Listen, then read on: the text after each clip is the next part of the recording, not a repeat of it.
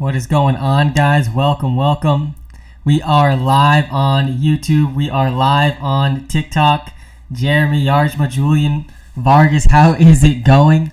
We are one person away from starting a live best ball draft on YouTube. I am live on TikTok and YouTube.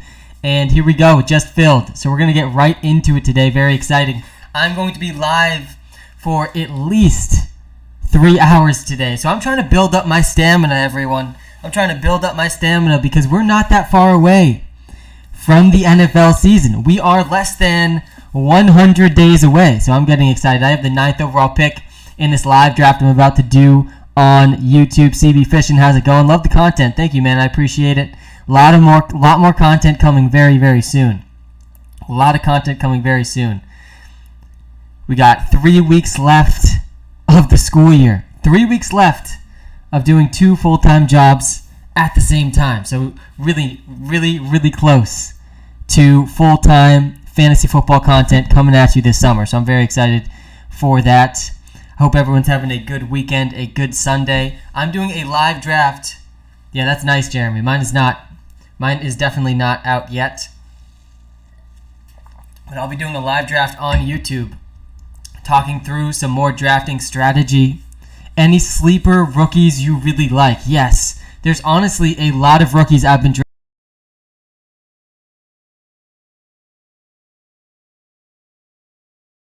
And he's by no means a sleeper. Heisman winner at Alabama. Dude is an absolute stud, and he's going to ball out. He's going to ball out for the Eagles. If you're watching live on YouTube, hit that like button, guys. It really does help me out. 3 weeks still for you seems like a late finish. Yeah, Matt, it is a late finish. This is what the Massachusetts public school system is like, though. It's always this late. June 25th is the last day of school, but then it is summer, Matt, and then my entire focus is on the upcoming NFL season. I cannot wait. And today I'm rocking the N'Keal Harry jersey as a reminder to myself, though, do not overestimate my confidence with rookies. There is a very wide range of outcomes when it comes to rookies in the NFL. And so while I'm very excited about a lot of these rookies, I have to remind myself N'Keal Harry was a can't-miss prospect, and he still missed. And I think a lot of that ended up having to do with where he landed. I still think N'Keal Harry, if he was healthy, in a better situation, he probably could have done better. I stacked Josh Allen and Stephon Diggs. That's amazing. Yeah, if you're on TikTok, look at this team behind me. I drafted Travis Kelce on this team with the first pick. A 10th overall pick, I got Travis Kelce. And I followed up with Austin Eckler. And then the 2 Dallas wide receivers stacked with Dak Prescott. This is an unreal start to a best ball draft. CeeDee Lamb versus Amari Cooper is going to be one of my favorite questions of the draft season. CeeDee Lamb heading into his second season with Dak Prescott. Amari Cooper has been one of the most consistent wide receivers over the last 3 years. Which one would you rather have on your fantasy team? I think I would still lean Amari Cooper. But the more and more I look into CeeDee Lamb, the more I like him. And I think both of them can be top 10 wide receivers in fantasy football. I'm on the clock here with the 9th overall pick. I'm going to take Cam Akers. I'm going to do the hyper-fragile running back strategy with this team. So again, I'm doing a live draft right now on YouTube. 9th overall pick, I landed Cam Akers. And take a look. I'll show the draft board here if you're watching live on YouTube. Take a look at this. First round. In the first round, this is pretty consistently what's going on here. In the first round of drafts, we're seeing almost entirely running backs being taken. Christian McCaffrey went first. Dalvin Cook went second. By the way, if you've been on these live streams, I've done a bunch of live streams over the last month. I've already started drafting. This is my batting practice for the fall. And I had Saquon Barkley originally ranked number 2 overall. I was drafting him 2nd overall. And with recent reports that they are going to potentially walk him along slowly, I had to adjust the ranks. I had to adjust them. So I no longer have him ranked 2nd. It's just too hard to have him ranked 2nd if he is not going to get his full workload at the beginning of the season. We know Dalvin Cook's going to get the full workload. We know Derrick Henry's going to get the full workload. We know Alvin Kumar is going to get the full workload. So Saquon Barkley needs to be ranked behind all of those guys. And if you follow me for long enough, you will realize that I'm never going to get locked in to an opinion, because this is where you can really, really make mistakes. You got to adjust when you get new information. This is exactly what I'm doing. So I started out this draft. I got Cam Akers in the first round, Najee Harris in the second round. Najee Harris, one of the few running backs in the NFL that has a legitimate chance at over 300 carries. He's one of the safest picks in fantasy this season. Pitts versus Chase for 1.03 in a rookie dynasty draft. Mike, if there is no tight end premium, you got to take Chase. You have to take Chase over Pitts. But if it's tight end premium, or you really, really need a tight end, you can definitely consider taking Kyle Pitts over him. Opinion on Najee Harris. Yeah, and I'm doing a live draft right now on YouTube. And you can see the picks as they're happening on the YouTube stream. Just search WalterPicks on YouTube, or just go to our link tree in our TikTok bio. If you're watching live on YouTube, everyone, I appreciate you. Hit that like button. I really do appreciate that. It helps me out way more than you realize. And Keel Harry in the second round, do it. Absolutely not, Jack. But I think Najee Harris is a fantastic second-round pick. That's why I took him in the beginning of the second round in this draft. The running back drop-off is insane after the first 3 rounds. Really after the first 2.5 rounds. Why would you get 2 wide receivers from the same team? This is specific to best ball format. I wouldn't do this in a season-long league, in a normal league, but this is a best ball league, which means my lineup's automatically submitted for me at the end of the week. That's why it's called best ball. There's no lineup decisions. And so when you stack players on the same team, you actually raise the floor, because the odds that one of these 2 guys has a good week each week is really high. Right? At least one of them is probably going to score a touchdown almost every single week. So it raises the floor when I'm drafting 2 players from the same team. It lowers the ceiling slightly, but the ceiling, now that I have Dak Prescott stacked with them as well, is actually really high. So this is why, and I think both of these guys, by the way, both of these guys could be top 12 wide receivers in fantasy football, 100% within both of their range of outcomes. And just because one of them finishes top 12 does not mean the other can't. We've seen this with Calvin Ridley. We've seen this with Julio Jones. We've seen this on several different occasions. Chris Godwin, Mike Evans were both on track to do it. So it's not like it's impossible. Thoughts on taking Adams with risk of Rodgers leaving? Yeah, if you're watching this draft live on YouTube right now, you're seeing that Devonta Adams... Owen, thank you, man. I appreciate that. Appreciate the sub. Yeah, if you're watching live on YouTube, hit that like button, hit that subscribe button. Really do appreciate it. We're going through a live draft right now. Matt, I like this question. I'm going to respond to this in a second. How early should we be taking QBs? This is another really good question. I'm going to get back to you on this, Jack. But Matt's asking, so Sam, I didn't have Walter for last year's drafts, and this is the case for a lot of our WalterPicks subscribers. What does Walter look like to use during a draft, and are you making any changes to how it will work for the upcoming season? This is a fantastic question. Yes. First of all, yes, we are making some changes. We're actually currently going through a complete redesign of the app that is going to vastly improve the user experience of the app. That's going to be out hopefully by August. The goal is August 1st for that. We'll see how fast we can move. But the entire app is going to be rebranded and redesigned, which is super exciting. The whole user experience is going to improve. The second thing, though, with the draft tool specifically, what you get with the draft tool, it's not that much different than the start-sit tool that you use throughout the season. You're going to be able to compare any 2 players. It's going to give you a projected points per game. We only look at points per game. I don't care about season-long projections. I don't care about the season total from last year. You have to do things on a per-game basis, or it really just doesn't make sense. You're missing out on information if you don't make it a per-game projection and if you don't look at per-game stats. So we're going to give you per-game projections for every single player, and then there's also, and that's all based on machine learning with a really large sample size of historical data. But then the other thing you're getting is ceiling and floor outcomes for every player based on 10,000 simulations of the season. So you're going to get the best case scenario for a player in terms of their point per game finish, and the worst case scenario for a player in terms of their points per game finish. This is really helpful, and this is what I use as my tiebreaker, is not bye weeks. A lot of people use bye weeks as their tiebreaker when they're drafting. I don't use bye weeks. The thing that I use to make my tie-breaking decisions is ceiling. I want to know what the best possible scenario is for this player. Whoever has the best possible scenario, that's who I'm taking. And if you take a look at this live on YouTube, I'm now having to decide between Amari Cooper and CeeDee Lamb right here. And I think I'm going to lean Amari Cooper in this draft. I could easily see myself later in draft season going CeeDee Lamb over him. And I just actually ran a poll on Twitter. About 50% of people said they would rather have CeeDee Lamb over Amari Cooper. It's really an even split, and I think that's pretty accurate. I think both of them are in a really similar range right now. So someone asked, when should we be drafting quarterbacks? Well, if you take a look at this live draft on YouTube, again, I'm live on YouTube. Come join the stream. If you're watching the YouTube stream, everyone, I appreciate you. Hit that like button. It takes 2 seconds. Helps me out way more than you realize. and hit that subscribe button as well. But take a look at what's going on with the quarterbacks here in this draft. This is pretty accurate to what all of the drafts have been like that I've done so far. Remember, this is a best ball league, so it's a little bit different. But the first quarterback taken, end of the third round, is Patrick Mahomes. And then we probably won't see a quarterback taken maybe the entire fourth round.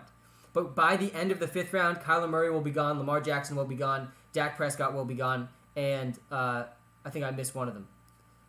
There's 5 quarterbacks that are usually gone by the end of the fifth round. And this is kind of late. Like, take a look at the quarterbacks that are still available, and I'm on the clock here.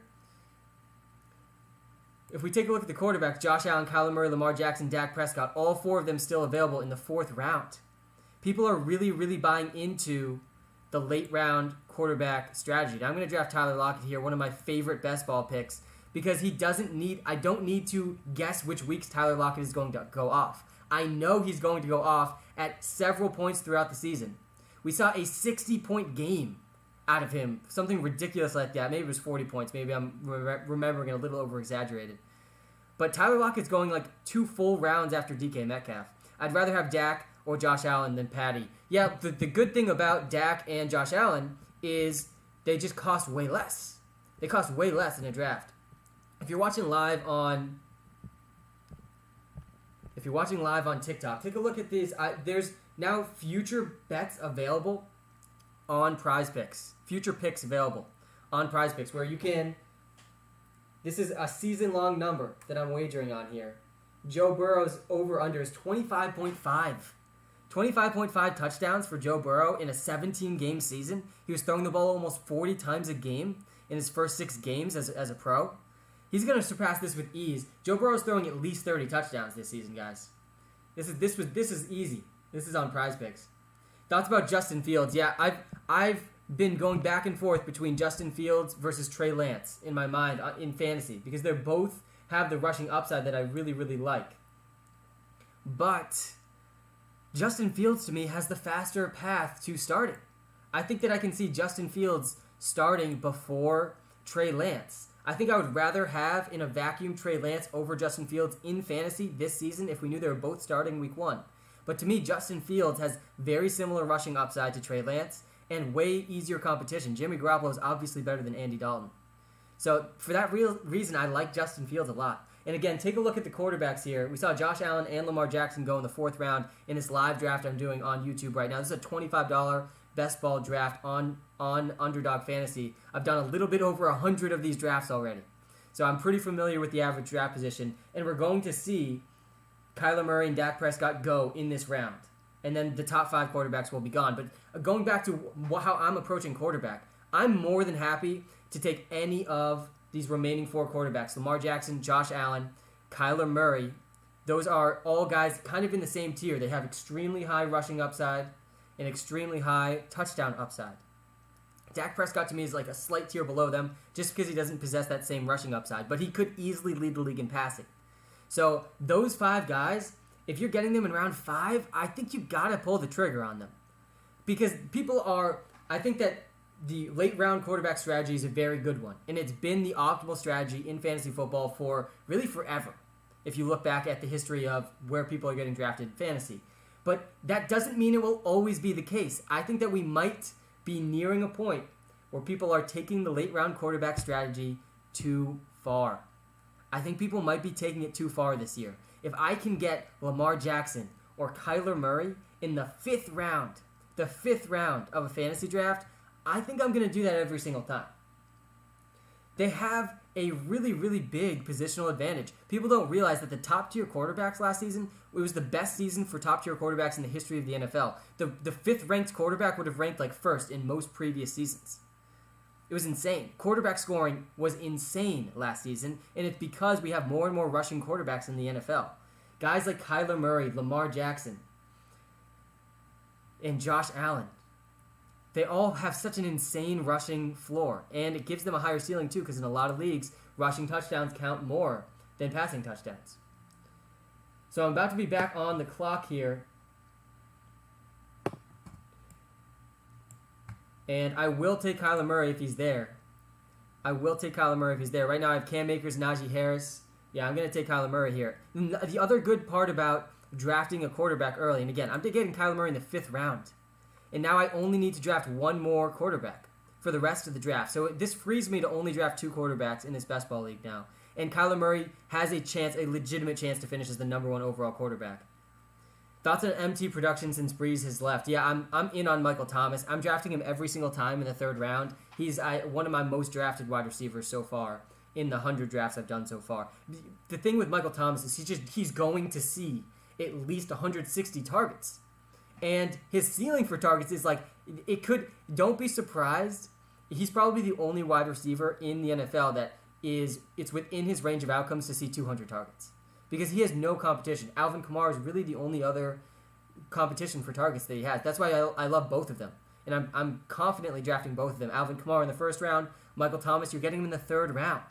That's the other part about why you need to love Michael Thomas. It's the price. The price matters. The price is everything in fantasy football.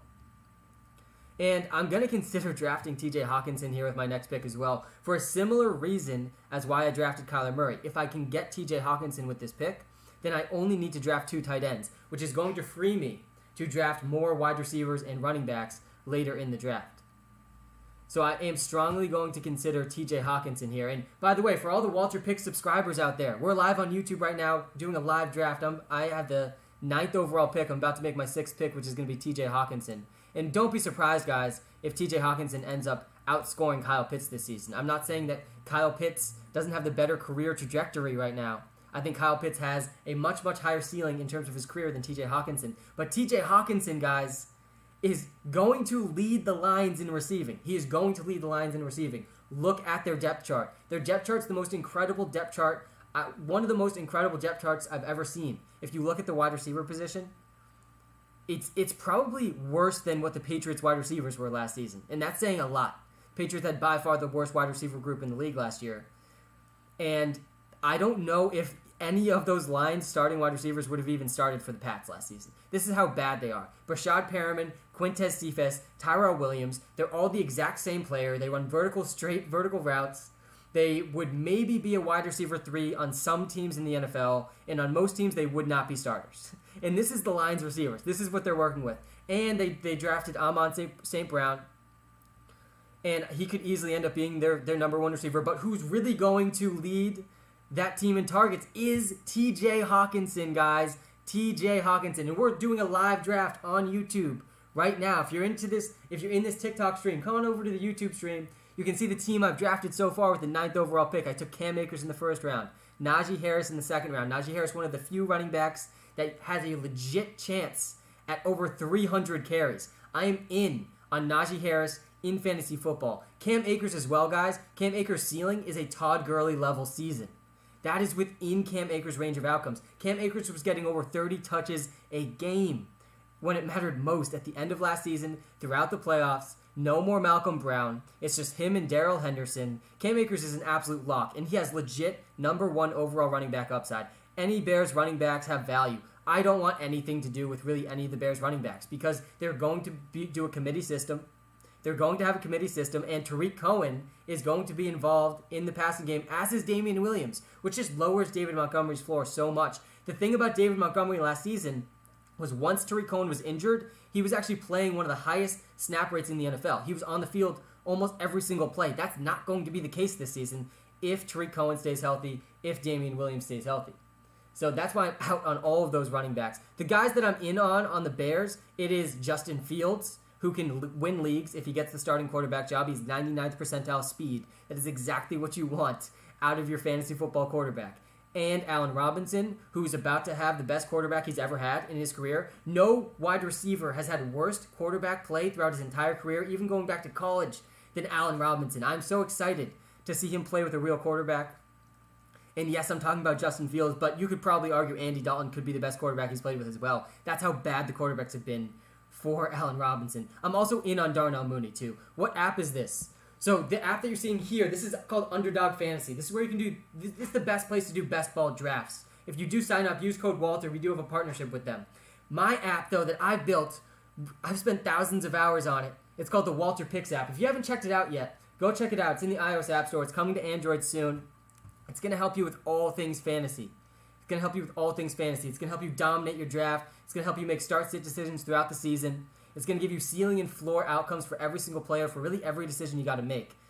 It's really going to benefit from Julio leaving. Ridley doesn't need Julio to leave to benefit. And I'm on the clock here. Let's see who's available.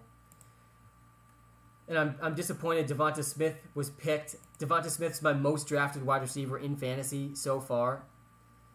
I think I might draft Raheem Mostert here. I need one more running back. Yeah, I'm going to draft Raheem Mostert. With the Jeff Wilson news, I like the upside you're getting with Raheem Mostert. I'm also getting him a few picks after ADP. I like Trey Sermon a little bit more, but I think both of them have a pretty good floor-ceiling combination right now. And this is best ball, so I'm really shooting for the moon. This is a tournament I'm playing in that I could win $1 million if I win. Julio to Titans, Julio to Titans. I've seen 3 different people say this, so I need to confirm if this is true. Can someone confirm? YouTube chat. Can we confirm or deny Julio just got traded to the Titans? Oh my God. Matthew Brooks, I need your confirmation. Yo, but is A.J. Brown overhyped? It's true, Tommy's saying. Julio just got traded to the Titans. It is true. The YouTube live chat is telling me this is true. Confirmed. Rappaport tweeted it. Confirmed by Schefter and Rappaport. Someone in the YouTube... I love when this stuff breaks when I'm live on stream. This is a huge, huge trade. This is a massive trade. And honestly, I absolutely love that A.J. Brown's TikTok campaign... A.J. Brown's campaign to get Julio Jones to his team worked. It worked. And the Tennessee Titans offense is scary now. Scary. And the one guy that's going to benefit the most from this, guys, if you're watching live on YouTube, this man right here, Ryan Tannehill. Ryan Tannehill is now a top 12 quarterback in fantasy football. No ifs, ands, or buts about it. And A.J. Brown definitely is going to, his ADP is about to take a huge, huge, colossal hit. I'm going to draft Jerry Jeudy here. Keep building up my upside wide receivers. I'm liking how that's coming so far. I'm going to draft a lot of wide receivers in this live draft I'm doing on YouTube. But yes, A.J. Brown, take a look at this draft board here for a second as we start to get this Julio Jones report live on this stream. Julio Jones is now officially a Tennessee Titan. He's officially a Tennessee Titan. His career with the Atlanta Falcons, a historic one, a Hall of Fame level career, one of the best wide receivers we've ever seen. He is now on the Tennessee Titans with one of the future potential Hall of Famers in A.J. Brown. And A.J. Brown's got to be excited because, one, he's not going to have to shoulder the load as much as he wanted to. And two, he's going to get to learn from Julio Jones. So I'm sure he's very excited. He ran his own campaign to get Julio Jones there. But from a fantasy football perspective, take a look where A.J. Brown was getting drafted. He's getting drafted in the middle of the 2nd round. He was getting drafted in the top 20 picks. I am live on YouTube right now. I'm live on YouTube. And yes, they are being serious. Julio Jones is officially a Tennessee Titan. I've seen enough comments to confirm it that I'm believing. And Calvin Ridley is now probably going to be picked before A.J. Brown. He should be picked as a top 5 wide receiver in fantasy football. He honestly could have been that without Julio Jones, though. We've already seen Calvin Ridley finish as a top 10 wide receiver with Julio Jones. And no, it's not going to hurt him. It's definitely not going to hurt him. I don't know how much it will help him either. I think he's going to continue to have that top 5 upside. Who it really, really does help is Russell Gage and Kyle Pitts. And our man, my favorite last round pick, my favorite last overall pick this season is this man right here, Cordarrelle Patterson, who now is in contention for the number 3 wide receiver spot. The number 3 wide receiver spot for the Atlanta Falcons. And he's also in contention for their number 2 running back spot. So look no further in the last round than Cordarrelle Patterson. It's going to be the best last round pick you can find.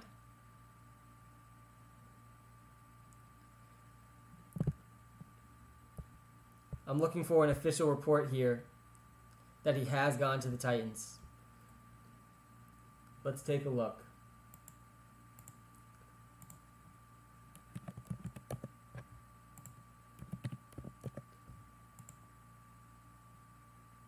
Confirmed by Schefter, says Jeremy.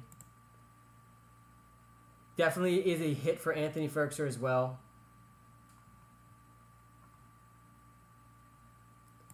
I saw the report earlier today. Julio is a Tennessee Titan. It's not official for a couple days, but it's pretty much a guarantee. Let's take a look what Schefter said. I need to get the official Schefter comment here. The Falcons are, Ian Rappaport, the Falcons are trading all-pro wide receiver Julio Jones to the Titans in exchange for at least a second-round pick. That's it. At least a second-round pick. We already have a picture tweeted by Adam Schefter. It's official, everyone. It's official. In the Tennessee Titans, honestly, the Tennessee Titans were a team that it made a lot of sense for them to do this trade. Their offense is scary now. And offense is the most important thing in the NFL. You got to be able to put up points in this league. And they're going to be able to put up points. Make no mistake about it, guys. Julio Jones is still a legit receiver in the NFL. He balled out last season when he was playing. He was averaging 85 yards a game still. He dealt with injuries, but he is absolutely going to ball out when healthy. If Julio Jones is healthy, guys, he's going to finish as a top 24 wide receiver in fantasy, most likely. Him and A.J. Brown could become boom and bust wide receivers, though. The thing about the Titans is they are a run-first team. So, Jeremy, I think you can argue this very much hurts his value. There's no way he sees as many targets on the Titans as he would have seen on the Falcons. There's just no way. There's no way. And he's not a third-round pick. He was going in the fourth round before the trade. I imagine he's going to end up going. And I might draft Ryan Tannehill here, honestly, just to make sure I can get some shares of him before his ADP skyrockets.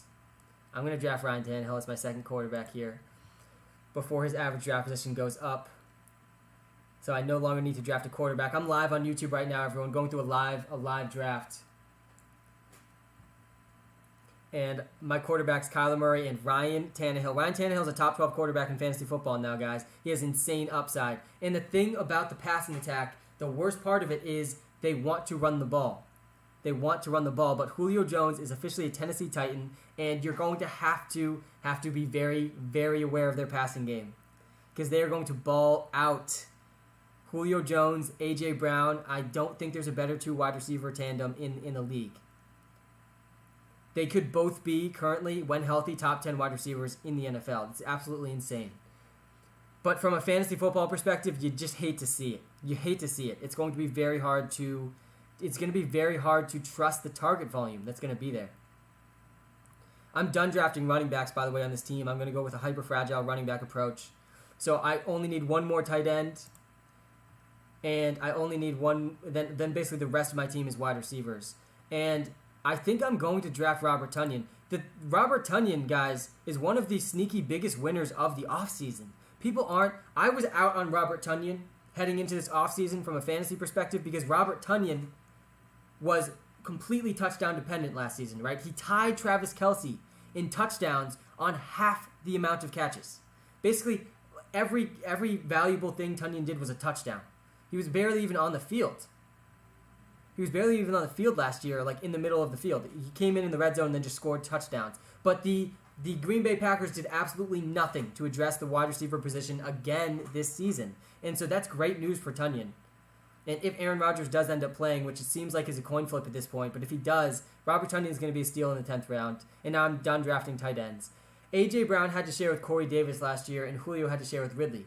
I have to think they will both be fine. Matt, they're both going to be fine. I agree with you. They're both going to be very, very good wide receivers still. The question is for both of them, how early are you willing to draft these guys? Because A.J. Brown, last season, A.J. Brown balled out. He was a top 10 player in fantasy football at the wide receiver position, and he was sharing targets, you're right, with Corey Davis, who Corey Davis, by the way, had his best season of his career last year, and it really wasn't close. Corey Davis only had 2 games under 10 fantasy points. So he had actually a very consistent floor for being on a run-first team. And Julio Jones and A.J. Brown are really the only 2 guys that are going to be commanding large target shares in this offense. Right? Because Anthony Ferkser's probably next, or Josh Reynolds. That's a huge drop-off from Julio Jones and A.J. Brown. So they're both going to see at least 120 targets. And on this run-first team, where you have to be concerned about Derrick Henry and this amazing offensive line, they are going to have some really big plays. A.J. Brown averaged 17 fantasy points per game last season. Julio Jones was averaging 85 receiving yards per game.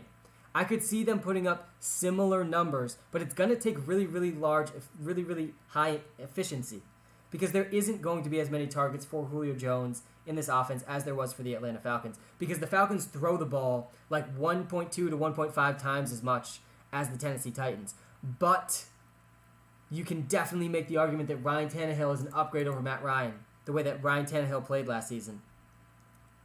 So Calvin Ridley is definitely a second-round pick. A.J. Brown, if he falls to the late second, early third, I'm still going to be drafting him. Julio Jones probably isn't going to get picked until the fourth or fifth rounds of your fantasy drafts. If you take a look at what happened in this draft, I'm doing a live draft right now on YouTube. If you aren't on the YouTube stream, come check it out. And if you are on the YouTube stream, hit that like and subscribe button. It really does help me out a ton. But take a look. A.J. Brown went in the second round in this draft. I can see him sliding a little bit further, probably behind Calvin Ridley in future drafts. This was before the news broke out. But take a look at where Julio Jones went. Julio Jones was picked in the beginning of the fourth round. He went right before guys like Tyler Lockett and Mike Evans. I could see him sliding even further now that he's on the Titans. I wouldn't be surprised by that at all. And I'm back on the clock here, and I'm looking at the wide receivers now. And I think I'm going to go Darnell Mooney here over these other guys. Darnell Mooney should be the number 2 receiver for the Bears. And literally the rest of my team now is going to be wide receivers, so I'm just looking for boom-bust guys. Rip A.J. Brown. It's not RIP to A.J. Brown, guys. A.J. Brown's still going to ball out. A.J. Brown is still an absolutely freakish athlete with amazing hands. He is going to still take very, very long passes to the house. He's going to take slants to the house. He's still going to ball out. He averaged 17 fantasy points per game last season, and I don't think he's going to be that far off of that again this season. The other thing about A.J. Brown is he was literally dealing with 2 injured knees last year. He was literally played the entire season injured. And this offense is capable of sustaining 2 fantasy football relevant receivers. Corey Davis was more relevant than people realized last season.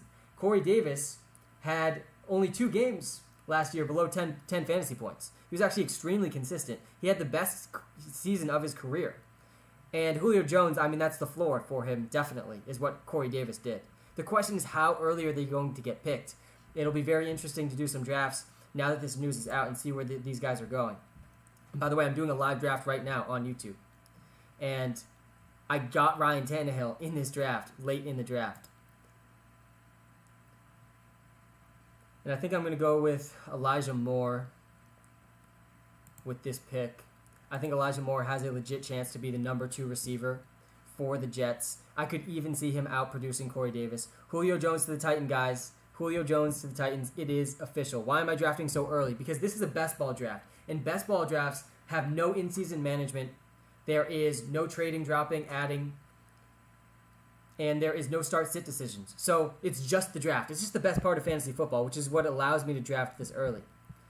So that is why I'm already drafting. And the other thing that I am doing is looking at the futures lines. And if you take a look at this on TikTok, take a look at this. The future line for Joe Burrow over under touchdowns is 25.5. He's going to throw for at least 30 touchdowns this season, guys. With Jamar Chase, Tyler Boyd, T. Higgins, and Joe Mixon, he's going to throw for at least 30 touchdowns. This is an insane line that they're setting. This is over on PrizePicks. But that's why I'm drafting so early. This is basically my I consider this my batting practice for the real thing. Come August, when the real fantasy football drafts are happening, the season-long high-stakes leagues that I'm in, this is my practice for that. Is Calvin Ridley now potentially a 2 to 3 round pick? He already was. As this news was going on, he was already a 2 to 3 round pick. So yes, he is. He definitely is. I'm taking AJ to the 3rd, Julio in the 4th. Yeah, Matt, I agree. I'm still going to gladly take these guys. They're going to have huge weeks, especially in best ball, Matt. I won't be I think AJ Brown's average draft position is bound to fall from this news, though. There's no way it doesn't fall a little bit, which is hopefully it falls enough that I can get him on some teams. And it stinks for the people who are drafting early and drafted a lot of AJ Brown. I'm glad I didn't draft that much of AJ Brown in the first 100 drafts I've done. in this tournament. A lot of people are consistently taking him right here where you see he's going in the second round in almost every draft. He's going to fall to at least the third round now, probably behind Michael Thomas. How do you see Higgins, Boyd, and Chase splitting targets? Yeah, that one's going to be a super interesting one to watch because to me, honestly, I think the odd man out there is Tyler Boyd because I do not see Jamar Chase getting fewer than 100 targets. I think Jamar Chase is going to be right away Joe Burrow's favorite target in the offense. And I think T. Higgins is the more likely one to end up as the number 2 target. T. Higgins balled out last year. Tyler Boyd is going to play a very specific role, though. So they're all going to be involved. I'm most confident in Jamar Chase, then T. Higgins, then Tyler Boyd, though. Can we see your final team? Yeah, you can. This is how this team started, by the way, if you're watching live on TikTok. Absolutely insane team. Travis Kelce, the 10th overall pick, is an absolute auto-select pick. Anything really after pick 6, you got to start considering Travis Kelce. It's the biggest positional advantage you can get in all of fantasy football. But I'm doing a different live draft right now on YouTube. And in this draft, I had the 9th overall pick.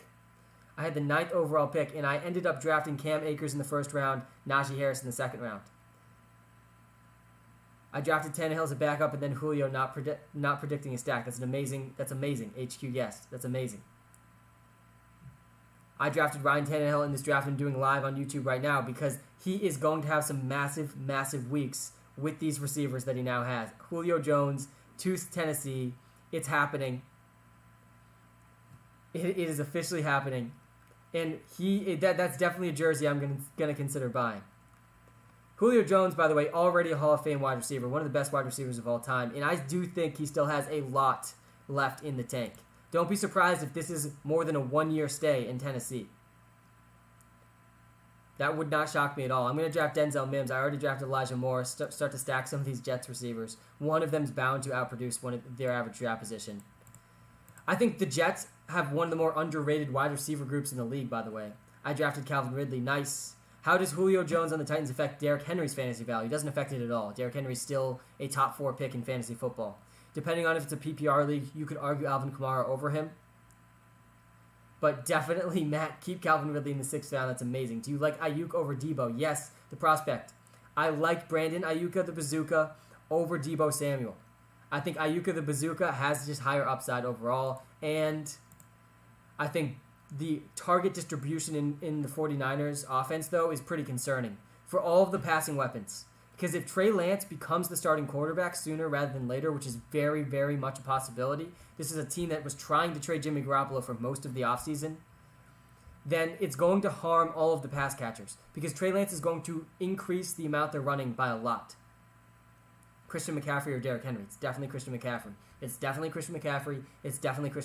have to take Christian McCaffrey with the first overall pick, and you should not be thinking twice about it. There's no thought there. He had the second best fantasy season of all time, only a few points behind LaDainian Tomlinson's 100 touchdown season, or insane touchdown season. I'm obviously exaggerating. But you have to take Christian McCaffrey with the first overall pick, and you should not be thinking twice about it. And the one guy that this trade really crushes, the one guy who's really crushed in this trade is this man right here, Josh Reynolds. Sorry, Josh Reynolds. And I'm going to complete the Jets stack here. I have all of the Jets receivers now except for Corey Davis. So one of these guys, this is a kind of a floor play, right? Because one of these 3 guys combining their probabilities, they have kind of a high chance at a touchdown each week. Is Julio going to be a good option this year with the move? It depends where you have to draft him. But Julio Jones, you're probably going to be able to get him in the 4th or 5th round. And his floor, Julio Jones' floor in fantasy is what Corey Davis did last season. And what Corey Davis did last season is actually be one of the most consistent wide receivers in all of fantasy football. He only had 2 or 3 weeks with below 10 points. There was not that big of a ceiling for him, but that's because he's Corey Davis. Enter Julio Jones, and you give Julio Jones the Corey Davis floor and the Julio Jones ceiling, and Julio Jones could very, very easily outproduce a 4th or 5th round average draft position. Bro, the Falcons got scammed. Yeah, 2nd round pick is just, it's not enough. But the Falcons backed themselves into a corner with a really, really tough cap situation. How is Brown affected? A.J. Brown is still going to ball out, guys. And this should move down his average draft position. So if he falls into the 3rd round, I'm going to be in. I'm going to be in on A.J. Brown still. But it's definitely very, very big news. Fantasy Turtle, what's going on, man? What are you thinking about the A.J. Brown news?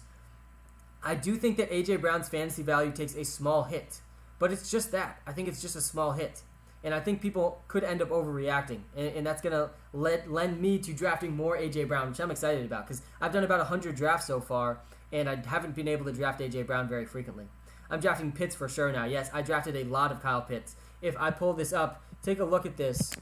This is, out of the 100 drafts I've done so far, the players that I've drafted the most. And take a look. Kyle Pitts is my number 3 tight end that I've drafted the most so far this season. And because we knew that Julio Jones was getting traded. Kyle Pitts is the number 2 receiving option in the offense already. He's going to basically be a wide receiver 2 in fantasy football. It's Calvin Ridley season once again. Yes, it is. Yeah, and definitely draft Kyle Pitts, guys. He's going in the 4th, 5th round. And that is likely to increase. And if he creeps into the 3rd round, I probably won't draft him at all. Because rookies generally really, really struggle as tight ends. But Kyle Pitts is by no means a normal rookie. I agree, it's a super small hit. Titans have so many vacated targets Julio can take. Yeah, that's a great point. This is a good point. Corey Davis is gone. And Jonnu Smith is gone. And if you just enter Julio Jones into those 2 guys' role, and you have a wide receiver 2 or wide receiver 1 in fantasy football. The thing, too, to remember about Julio Jones, and this is really a take that I feel very strongly about and have felt this way since the beginning, really since the end of last season. A lot of people don't realize how good Julio Jones still is. Julio Jones was injured last season. He dealt with injuries. And this is a concern for him, right? He's getting old. He was dealing with soft tissue injuries, hamstring injuries. But the thing about Julio Jones is when Julio Jones was healthy, he balled out still. Over 85 receiving yards per game last season. Someone's mentioning the prop picks. Ethan, we've been on a cold streak with the NBA prop picks. It's been brutal. This playoffs, we've missed, I think half of the props we've suggested have missed by half of a point or half of a rebound or half of an assist or all. It's been brutal. But with cold streaks come hot streaks right around the corner. And I'm feeling really good about the prop we got today. And we're still over 55% accuracy on the season, which is not bad at all. Huge boost to Tannehill, and Henry benefits from a great offense. Yeah, Henry's already a top 4 pick. So, I mean, he's not going to move that much. But Ryan Tannehill is the biggest winner. Ryan Tannehill is easily the biggest winner. And Josh Reynolds is easily the biggest loser. Josh Reynolds now is probably not going to even see 50 targets in the season. Whereas before, he was probably going to see the Corey Davis role. Joe Mixon this year. Yeah, Joe Mixon is one of the few workhorse running backs heading into the season. And for that reason alone, you should consider drafting him in the 2nd round of your fantasy drafts. That being said, he still has an awful offensive line. And that's been the biggest issue with Joe Mixon his whole career. He's like top 10 in the league every year in evaded tackles per touch. He has to evade more players per touch than almost every other player in the NFL. But his offensive line gives him absolutely no help. And this has led to, I think, a lot of his injury issues. But he's going to be on the field for all 3 downs on what I believe is going to be a much improved offense. So I like him a lot. And we're in round 15 here. Take a look at the receivers left. Absolutely brutal. I'm going to draft Scantling.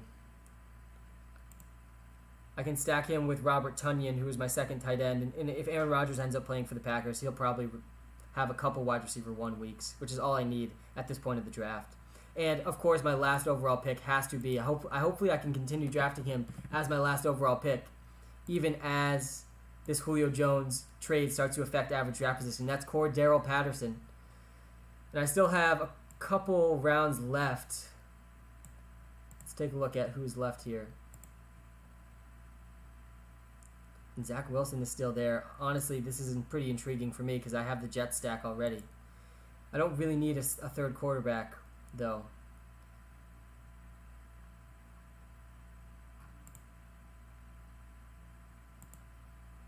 I think I'm going to go for the Packers stack. How do you feel about Big Ben fantasy-wise? I want nothing to do with Ben Roethlisberger fantasy-wise. It's going to be extremely hard to trust Big Ben in his age 30, 36, 37 now? He really looked not that great last season. But the thing is, you don't have to spend anything on him. He's basically a last-round pick. I think he's still available in this league. I'm doing a live draft on YouTube right now. And take a look.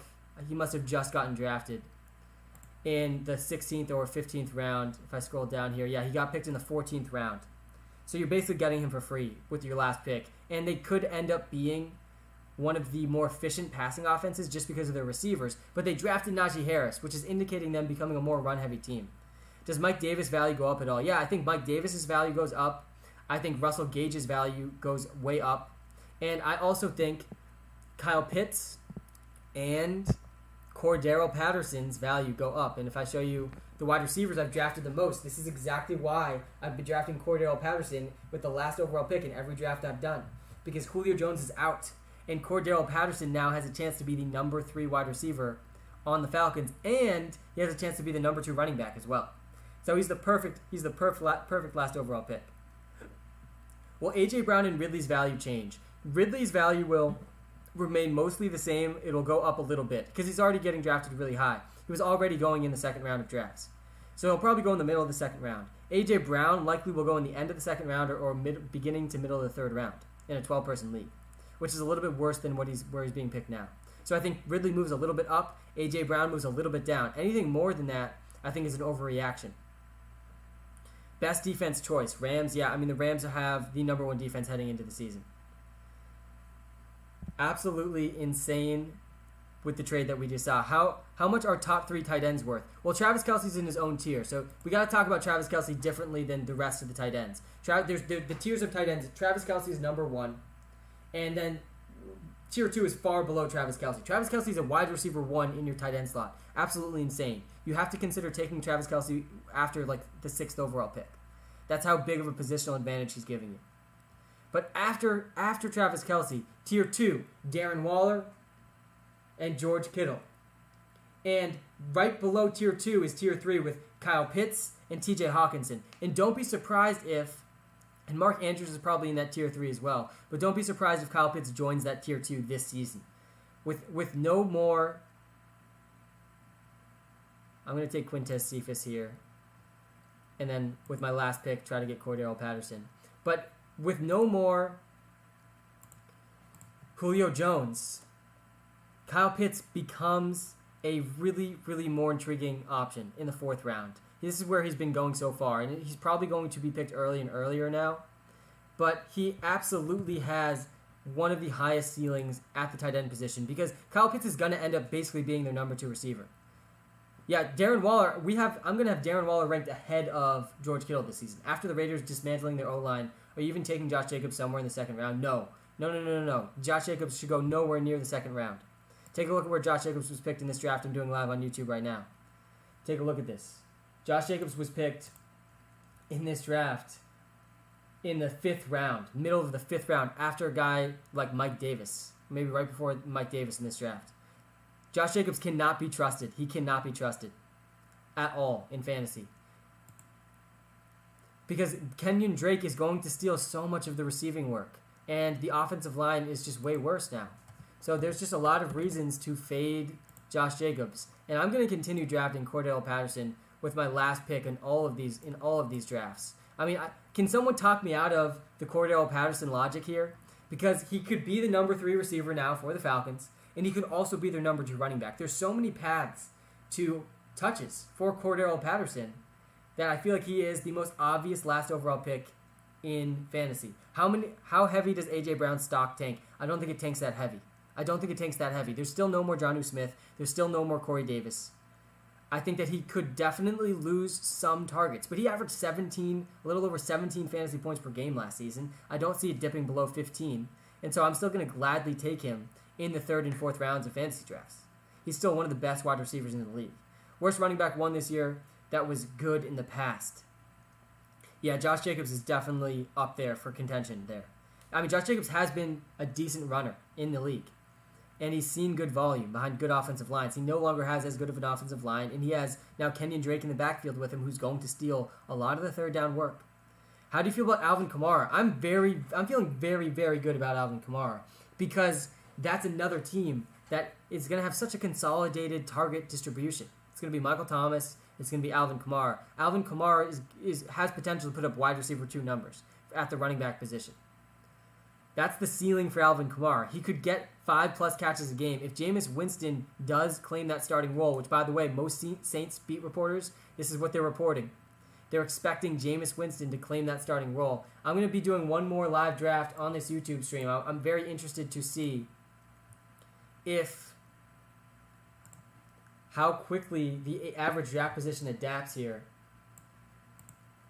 with the news coming about A.J. Brown, about Julio Jones joining A.J. Brown as a Tennessee Titan. This is huge, huge news. So I will do one more live draft, on this live stream. I'm live on YouTube right now, everyone. We're going to see exactly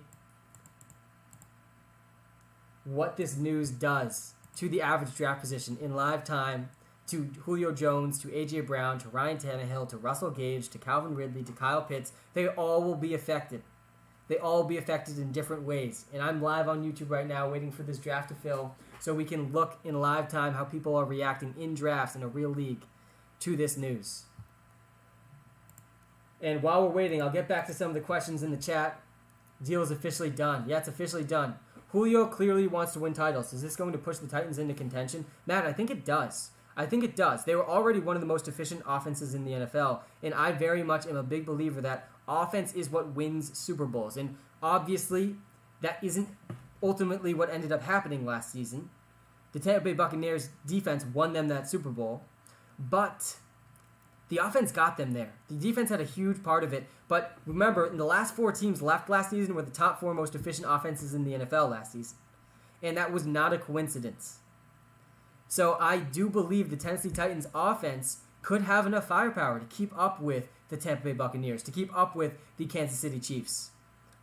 So I do believe this puts them in legit Super Bowl contention. The question will be ultimately on this team, can the defense stop anyone? Because the defense is the biggest concern. They had really big secondary issues last season. Sleeper wide receivers. There's so many sleeper wide receivers to choose from. It's exactly why the early running back strategy is still the best strategy in fantasy football. You're getting guys like Michael Thomas in the 3rd round. You're getting guys late in drafts like Devonta Smith, my most drafted wide receiver. If you're watching live on TikTok, and I'll go to this actually, let's take a look at this. I'm actually interested after this news. If you're watching live on YouTube, I will go to my exposure so far, 2 players. I've done about a little over 100 drafts. I'm interested to see how much I've drafted some of these guys that are affected. I do not have very much Ryan Tannehill or Matt Ryan, which is probably a good thing. If we take a look at, and I'll put this over here. If we take a look at my tight ends I've drafted, though, I'm feeling very, very good. And I'll show this on TikTok as well. I'm live on YouTube and TikTok right now. I'm feeling very, very good about how aggressively I've been drafting Kyle Pitts right about now. Because I've been getting him in the 4th and 5th rounds of fantasy drafts. And he's destined to rise up fantasy draft boards as we get closer and closer to the season. As highlight reels start coming out of training camp of Kyle Pitts essentially playing the wide receiver 2 role for the Falcons, one of the most pass-heavy teams in the NFL. Kyle Pitts is destined to be drafted as a top 5 tight end in every single draft, and he's probably going to end up going in the 3rd or 4th round. So I'm feeling pretty good about getting him in the 4th and 5th round pretty consistently. The Anthony Firkser picks here, though, are looking a lot worse. Anthony Firkser is my 4th most drafted tight end, and he's really going to need to score some touchdowns to be able to pay off where I've been drafting him, which is like the 10th and 11th round of drafts. So I won on the Kyle Pitts. I've lost on the Anthony Firkser. I can't wait for training camp. Yeah, it's coming up soon. It's definitely coming up soon, which is exciting. Let's take a look at the wide receivers here for a second. I'm interested to see Cordell Patterson, my 2nd most drafted wide receiver now, because I've been consistently taking him with my last overall pick. I'm feeling fantastic about that right about now. I'll show my wide receivers on TikTok as well. Cordell Patterson's now my 2nd most drafted wide receiver. And Michael Thomas still staying high up there at 4. I absolutely love to see that. Josh Reynolds, that's a lot to be risking on Josh Reynolds. With this news, basically Josh Reynolds is worthless now. So I'm not feeling fantastic about this. I definitely did draft a decent amount of Julio Jones as well. We'll see if his average draft position moves up or down off this news. I was mostly getting him in round 4. Julio Jones was going in round 4. Any news on the interviews? Yes. Yes, there is news. There's going to be news coming out this week. For those that haven't been following along, we are hiring 32 people to join our social media team, one for each NFL team. We're going to have one expert for each NFL team. They're all going to run their own TikTok accounts. And we've been interviewing for this position for WalterPicks for really the past month and a half. And we are almost done with the process. We're going to be announcing the 32 people very, very soon, which is very exciting. It's going to be an absolutely amazing season, and WalterPicks is going to the moon this season. It's going to be a lot of fun. And I'm glad to see that I did not draft A.J. Brown very much, because I do think his average draft position is going to go down, and I'm going to draft him more once that draft position goes down. You can see I drafted him in 10% of the draft, so really not that many. I drafted Julio Jones in a lot more. And I think I do have them stacked in a few, which is exciting. I gotta go look back at some of these teams. I'm live on YouTube right now, everyone, looking at my exposure to different players that I've drafted. I've done about 100 drafts already so far. And we're about to start another live draft on YouTube. I'm very interested to see where Julio Jones is taken in this draft. I'm very interested to see where Calvin Ridley, Kyle Pitts, A.J. Brown, Ryan Tannehill, Matt Ryan. I'm very interested to see where all of these guys end up going based on this news that just came out that A.J. Brown and Julio Jones are together in Tennessee now.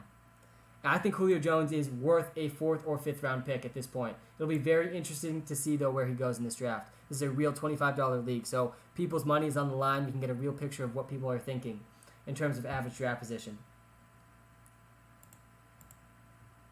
Will you ever have a job opportunities for people under 18? Most likely not, but don't worry, because you won't be under 18 forever. Random question, but where are you taking him? Where are you taking J.K. Dobbins? Are you taking him as your RB3 in round 4? I have been cooling down on J.K. Dobbins a little bit. Take a look at the average draft position here if you're watching live on YouTube, Matt. J.K. Dobbins is pretty down my rankings list. His average draft position is 28. He's going in the 3rd round of drafts, and he has a good floor. J.K. Dobbins has a fantastic floor. He's going to get 10 to 12 carries at least in every game on the best rushing offense in the league. They were the last season, and they were, I think, number 2 seasons ago. So it's a really efficient offense running the ball. There's no more Mark Ingram. He's going to see at least 10 to 12 carries a game. He's giving you a good floor. The problem with J.K. Dobbins is the ceiling. The ceiling is just not there for him because he will not catch passes. Lamar Jackson barely throws to the running backs at all, even though J.K. Dobbins is a pretty good receiver. And he's also probably not going to score that many touchdowns. Gus Edwards will steal some, and Lamar Jackson will steal most of them. So that limits his ceiling significantly, especially in a PPR league. And that's why I'm just cooling off of J.K. Dobbins. And really, after the first 2 rounds, there is a lot of red flags with almost every running back. Almost every running back. I would prefer DeAndre Swift over J.K. Dobbins just because I feel like the ceiling is higher. But DeAndre Swift has tons of red flags too. He's going to be on the worst offense or one of the 2 worst offenses in the league. And the offensive line is good, though, for DeAndre Swift. This is the exciting part for DeAndre Swift. And he could also get a lot of targets. But the concerning part for the Lions and DeAndre Swift is they've already said they're going to go a hot hand approach at running back. Jamal Williams is probably going to get 35 to 40% of the touches in the backfield. This is a big concern for DeAndre Swift. Honestly, the tier break for me is Clyde Edwards-Helaire. All of these guys before Clyde Edwards-Helaire, to me, are very much worth picks in the first 2 rounds. Antonio Gibson, Najee Harris, Aaron Jones, Joe Mixon, all of these guys are worth 2nd-round picks. DeAndre Swift is where I start to get very worried about the running back position. J.K. Dobbins has a good floor, no ceiling. Miles Sanders has a good ceiling, but where's the floor? Where's the floor for Miles Sanders? Because they drafted Gainwell, who was the probably 2nd best receiving running back in this draft class. And Boston Scott is still there, and Jordan Howard is there. So could he lose goal line carries too? And could he lose 3rd down snaps? Miles Sanders was great with Jalen Hurts last season. He was great with Jalen Hurts last season, but there's concern there. I think I would rather just wait for Chris Carson, who has virtually no competition this season for rushing attempts in one of the most run-heavy offenses in the league. I'd also love to wait for Kareem Hunt, Mike Davis, and honestly, guys like Raheem Mostert and Trey Sermon are guys that have a lot of upside, and that are you getting later. Probably my favorite, least expensive running back, though, is this man right here, Damian Harris. Damian Harris is probably my favorite late-round running back because he is behind a top 3 offensive line in the NFL. Let's go. We get the 3rd overall pick in this draft. That's what I'm talking about. I'd love to see this because this means I'm getting either Christian McCaffrey, I'm getting Dalvin Cook, or I'm getting Derrick Henry. I'm getting one of these 3 players, and I'm going to feel absolutely fantastic about it. Now, where do we have to draft Julio or A.J. Brown with him being on the Titans now? This is a fantastic question, Caden, and I'm live on YouTube right now in a live draft that's starting in 30 seconds. I have the 3rd overall pick, and we're going to see in live time where these players are drafted. I'm very interested to see. My expectation is that Calvin Ridley goes in the middle of the 2nd round or early 2nd round. I think A.J. Brown is going to start sliding to the 3rd round. I think Julio Jones is more of a question mark. I'm very, very interested to see where his average draft position lands. I imagine it being in the 4th to 5th round. I think Ryan Tannehill is going to fly up draft boards. I think Kyle Pitts is also going to fly up draft boards. And Russell Gage also should move up a ton. Thoughts on Zeke this season? Yeah, Ezekiel Elliott is a guy that I'm pretty confidently drafting picks 9 through 12 in fantasy drafts, which is where he's falling to in a lot of drafts. You got to understand the context for, and I'm going to take Dalvin Cook over Derrick Henry. I'm going to take Dalvin Cook over Derrick Henry. And even though I absolutely love Derrick Henry, his floor is there. But I'm still going to go Dalvin Cook. He just has more receiving upside. Derrick Henry's probably in the better offense now. So I might end up regretting that one. But they're both very similar options in fantasy. Derrick Henry's probably going to end up being the 2nd overall pick, though, I feel like, in drafts after this news. People are going to really like the Tennessee offense and Derrick Henry's touchdown upside.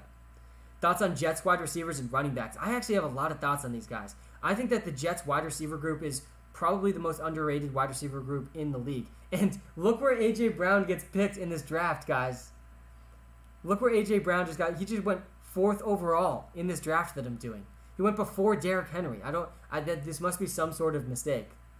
Take a look at this. Are you guys seeing what I'm seeing? He just went 4th overall in this draft. I thought that this news would move his average draft position down. I guess I was wrong. I guess people are even more excited about A.J. Brown now. Or at least this guy is. We love to see this, though. That was not a good pick. It was way, way too early. A.J. Brown getting picked 4th overall. I'm doing a live draft on YouTube right now. If you're watching live on YouTube, guys, hit that like button. Takes you 2 seconds. Helps me out way more than you realize. So absolutely massive. He likes A.J. Brown. He loves A.J. Brown. That would be crazy even before the news. Yeah, Jeremy, I have not seen him pick this early in a single draft that I've done. This is my 104th draft. So, yes, this is insane, and I'd love to see it. I love that this guy's drafting next to me, too. I hope he does a lot of more insane picks throughout this draft. Don't be surprised if his next pick is Julio Jones. That wouldn't shock me at all with this pick in the 4th overall pick. Thoughts on Colts running backs? Yeah, Jonathan Taylor's getting picked extremely early. And the upside is obviously there for Jonathan Taylor, but I'm pretty concerned about how early he's being picked because I'm worried about his floor with Marlon Mack and Nyheim Hines still involved. Thoughts on Cowboys receivers this year considering Dak is back? Yeah, Dak Prescott being back is massive for Ezekiel Elliott. It is massive for Amari Cooper, and it's massive for CeeDee Lamb and Michael Gallup. It is massive for the whole offense. This offense has a legit chance to be top 3 in the NFL, and if it is, CeeDee Lamb and Amari Cooper both going to be wide receiver 1s. Ezekiel Elliott has a top 3 running back potential. If Zeke is toast, which he looked absolutely awful at the end of last season, but you got to remember, he was dealing with lingering injuries. He had no offensive line. His offensive line was decimated by injuries, and he had no Dak Prescott. So with all that context, there's still a lot of faith I have in Ezekiel Elliott to bounce back. But if he doesn't, Tony Pollard's going to be a top 5 running back in fantasy. If Zeke ever went down, he's the best handcuff, arguably, in fantasy football, probably after Kareem Hunt.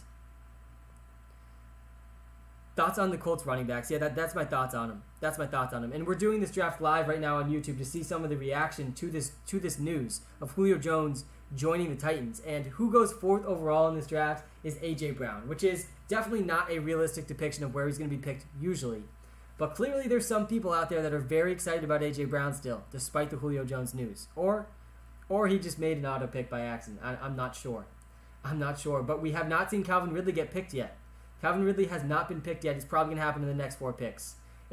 I will take Calvin Ridley if he's there with my pick. We will see where Calvin Ridley ends up going here.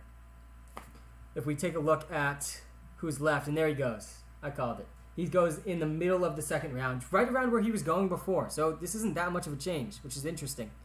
So Calvin Ridley going in the middle of the 2nd round. He was the 5th receiver taken in this draft, and I'm on the clock here. Oh, Najee Harris gets picked. Let's see who's available. Deandre Hopkins and Darren Waller both still there. I think I'm going to go Darren Waller, who I really want I want him on as many teams as possible, but DeAndre Hopkins is also one of the safest wide receivers in all of fantasy. So I'm going to go DeAndre Hopkins. DeAndre Hopkins is arguably the safest wide receiver in all of fantasy football. He's arguably the safest wide receiver in all of fantasy football. Prob had him on favorites and didn't pick. Yeah, probably right, Rob. He ended up taking Najee Harris in the second round, which is a much better pick. But I mean, end of the second round, DeAndre Hopkins is not bad at all. I will take that any day of the week. And I'm definitely taking Darren Waller if he's still there with my next pick. Clyde Edwards-Helaire is picked. I would love to get another running back, but there's none left. There's none left. Take a look at the running backs. Again, this is the tier that I'm just nervous about. DeAndre Swift, J.K. Dobbins, Miles Sanders. All of these guys have some red flags with them. There's a huge drop-off for me after Clyde Edwards-Helaire. Clyde Edwards-Helaire is an amazing end of second round, early third round pick, though, guys, for all the same reasons we liked him last season. I'm either going to draft Michael Thomas or Darren Waller. With this next pick, Darren Waller gets picked, which is disappointing, and George Kittle gets picked, so we're going to go with Michael Thomas here. And we'll see how long Kyle Pitts lasts. It'll be interesting to see if Kyle Pitts is available with my next pick now. I'm liking how this draft is starting so far, though. I had the 3rd overall pick. I got Dalvin Cook, then DeAndre Hopkins, then Michael Thomas. DeAndre Hopkins and Michael Thomas in most drafts last year were first-round picks. I basically have 3 first-round picks on my team. Michael Thomas in the 3rd round is insane. And there we go, guys. Right after Michael Thomas, Julio Jones is picked in the early 3rd round. This is earlier than he was being picked before.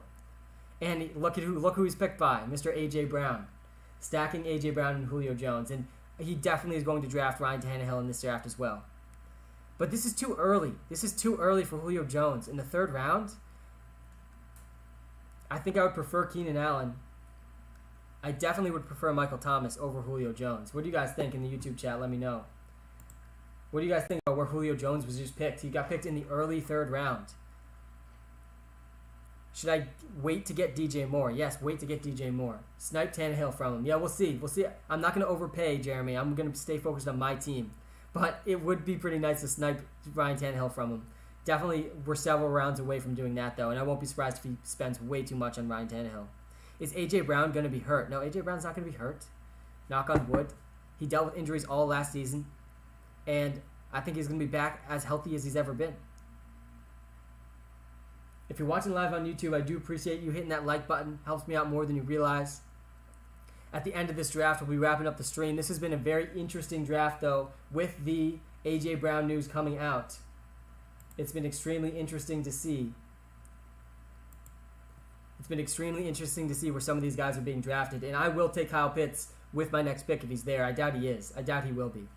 But it'll be interesting to see if he is still there. I mean, will his fantasy value be hurt? Oh, T-Money. I understand now. No, it doesn't seem like his fantasy value is going to be hurt that much. Because Jonnu Smith is still gone. Corey Davis is still gone. There still is a lot of available targets in that offense. How do you do these practice drafts? These are not practice drafts, Andrew. These are real drafts. This is a $25 league. And this is a tournament on an app called Underdog Fantasy, which is a best ball league. And I can win up to $1 million in this format. So I'm going to be doing 150 total of these drafts before the start of the season, maxing out my entries. About $3,000 to $4,000 I'm investing in my best ball strategy this season. I've had a positive return on investment doing this format for 2 consecutive seasons now. And I believe I have a legit shot at the $1 million prize, by the way, with my approach and my strategy, which is to draft 3 or 4 running backs, which is not more than any other team in the league will draft. I'm drafting the least amount of running backs, but I'm investing early draft capital in running backs. Then I'm hammering wide receivers. I'm drafting 2 or 3 quarterbacks, 2 or 3 tight ends. And I've analyzed thousands of leagues. And I've also simulated the upcoming season thousands of times. And I've landed on the optimal roster construction for this format. It's 2 to 3 quarterbacks. It's 2 to 3 tight ends. It's 3 to 5 running backs. I usually do 3 to 4. And then the rest of your team needs to be wide receivers. Again, best ball. I don't need to make lineup decisions. So I can just mix and match a bunch of boom and bust wide receivers. This news helped your odds considering you went Pitts heavy. Yeah, Jeremy, I agree. This is exactly why drafting early can help. because I have a lot of Kyle Pitts, and I'm going to continue to draft him in the 4th round. I really hope he slides to me in this draft. I would be surprised if he does, though. He's still available as of right now. But I would be pumped to get Kyle Pitts, guys, in the 4th and 5th rounds of fantasy drafts. Kyle Pitts is going to be the number 2 receiver for the Falcons. Stop even thinking about him as a tight end. He's probably going to just be their number 2 receiver. This is the type of player Kyle Pitts is. Joe Burrow, good for later rounds. Absolutely he is. Take a look at this. I've done some future bets already on the upcoming NFL season, and one of the ones that I absolutely love is Joe Burrow over 25.5 touchdowns. Joe Burrow over 24.5 touchdowns. I think he's going to throw 30-plus touchdowns this season. Joe Burrow was throwing the ball 40-plus times a game as a rookie in his first games ever. And he just got one of the best wide receivers we've ever seen come out of college. And he played with him in college. He's going to ball out with Jamar Chase, and T. Higgins and Tyler Boyd are also fantastic receivers. So I like Joe Burrow over 24.5 touchdowns all the way. And I also love getting him in the later rounds of drafts. And Patrick Mahomes gets picked, again, 4th round. That's where we saw him go in the last draft on this stream as well. Who do you like for second pick in PPR, Barkley, Cook, or Kamara? I would go with Dalvin Cook. And I would take Kamara and Derrick Henry before Saquon Barkley at this point. And I did not think this before the most recent report about Saquon Barkley. I was taking him second. But with the recent report on Saquon Barkley that he might not get a full workload at the beginning of the season is very, very concerning. I think he's going to be fine. And I won't be surprised at all if Saquon Barkley finishes as number 1 overall running back. I won't be surprised at all. But I will be surprised if I can talk myself into drafting him second overall when we're seeing reports that he might not get a big workload to start the season. And Kyle Pitts is there. I'm going to take Kyle Pitts if he's there in the 4th round. I'm feeling pretty confident that he's going to surpass this average draft position by the time the season starts. People are going to be drafting him earlier than this pick I'm about to pick him at. He's going a full round later than George Kittle and Darren Waller. I might be able to wait because these 2 guys have already drafted tight ends. We'll see what this guy does. He's definitely a wild card to draft Kyle Pitts here. He takes Lamar Jackson. So Kyle Pitts is available for me. And I'm liking that option. I'm also really liking both of these receivers who are probably going to get picked if I don't take them. But I'm going to draft Kyle Pitts. I'm feeling very, very confident this is going to be a good ROI. And this also allows me to only draft 1 more tight end now. So I'm picking him 11 picks before his average draft position.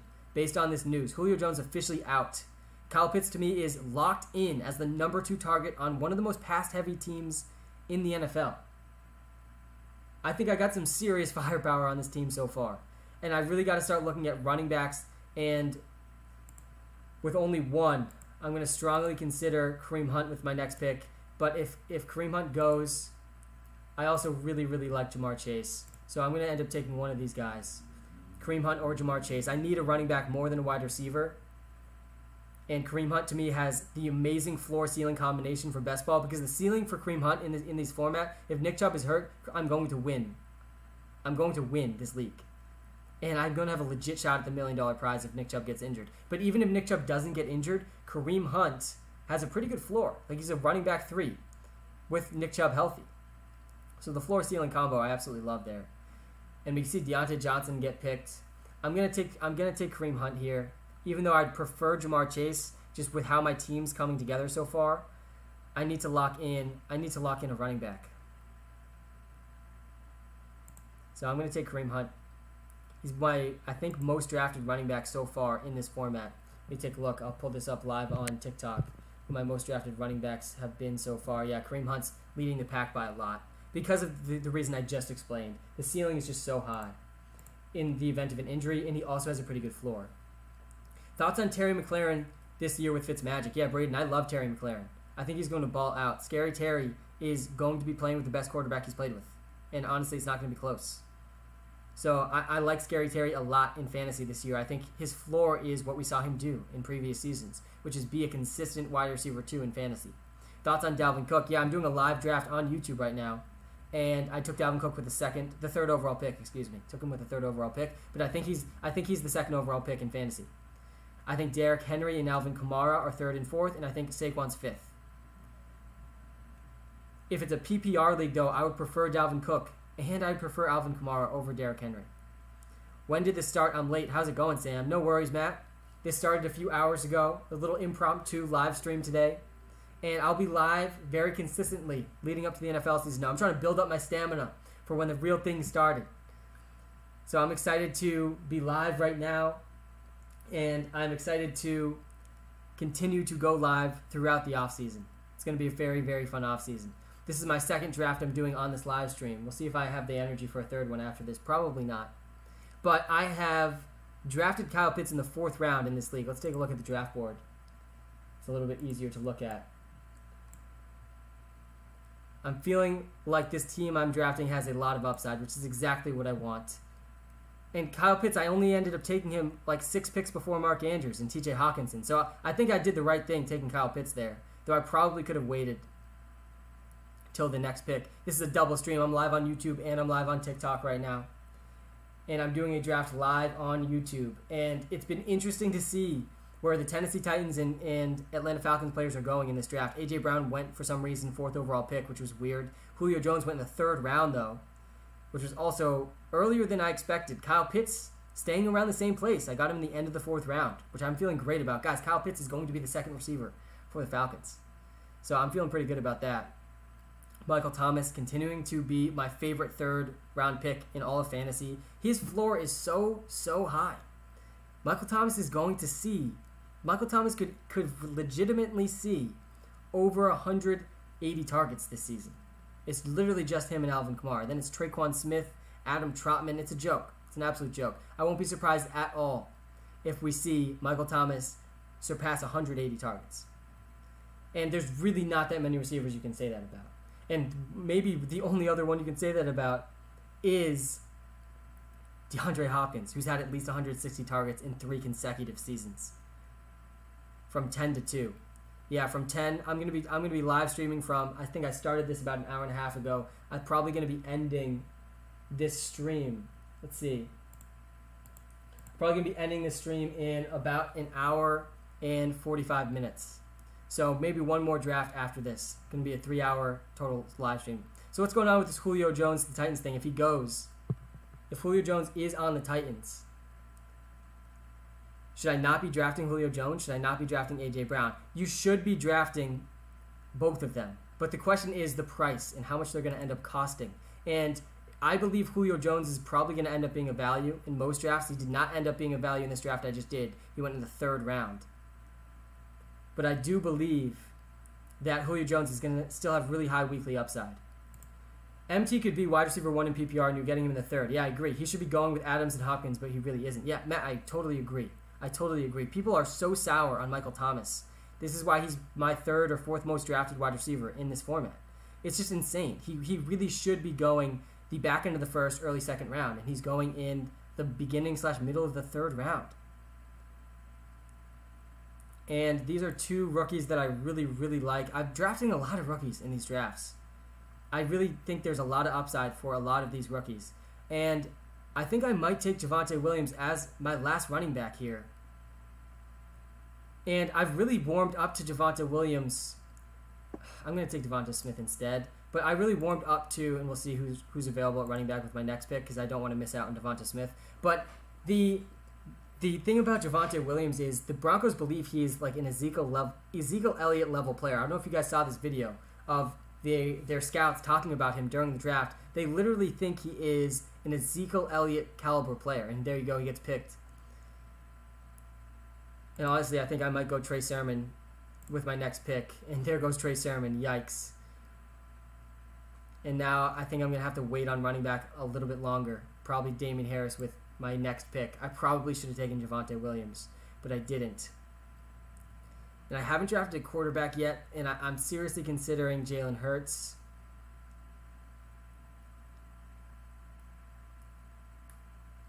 This is a tough one. I think I'm going to go with Jalen Hurts because I got Devonta Smith. And I'm hoping to only draft 2 quarterbacks and 2 tight ends in this draft so I can draft a lot of wide receivers and potentially a 4th and 5th running back with how this is going. Where is Kelsey going in drafts? Travis Kelce is going in the first round. He's going between pick 6 and pick 10 in every single draft.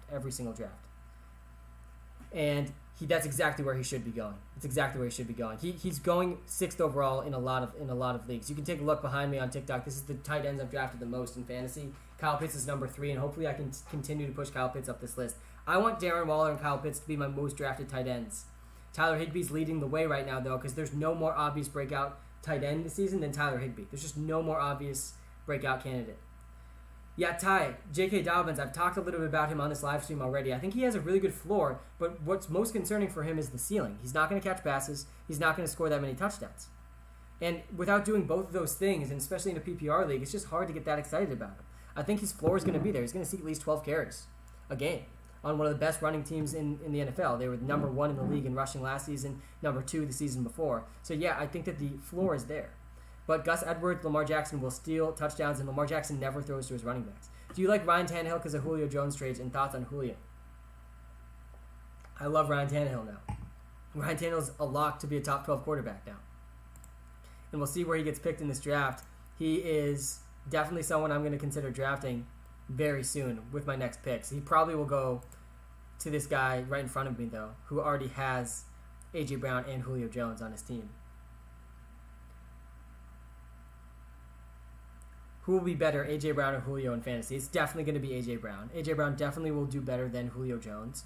But Julio Jones could still be a back-end wide receiver 1 or wide receiver 2 in fantasy. That won't be surprising to me at all. The biggest concern is that they're just such a run-first team. But the thing is, we saw Corey Davis be a pretty consistent wide receiver 2 last season. There was only a few games he didn't score at least 10 points. They're going to be a run-first team, but they also lost Jonnu Smith. They lost Corey Davis. And Corey Davis had his most productive fantasy season that he's had in his career last year. Have you announced the video winners yet? Tank's World? No.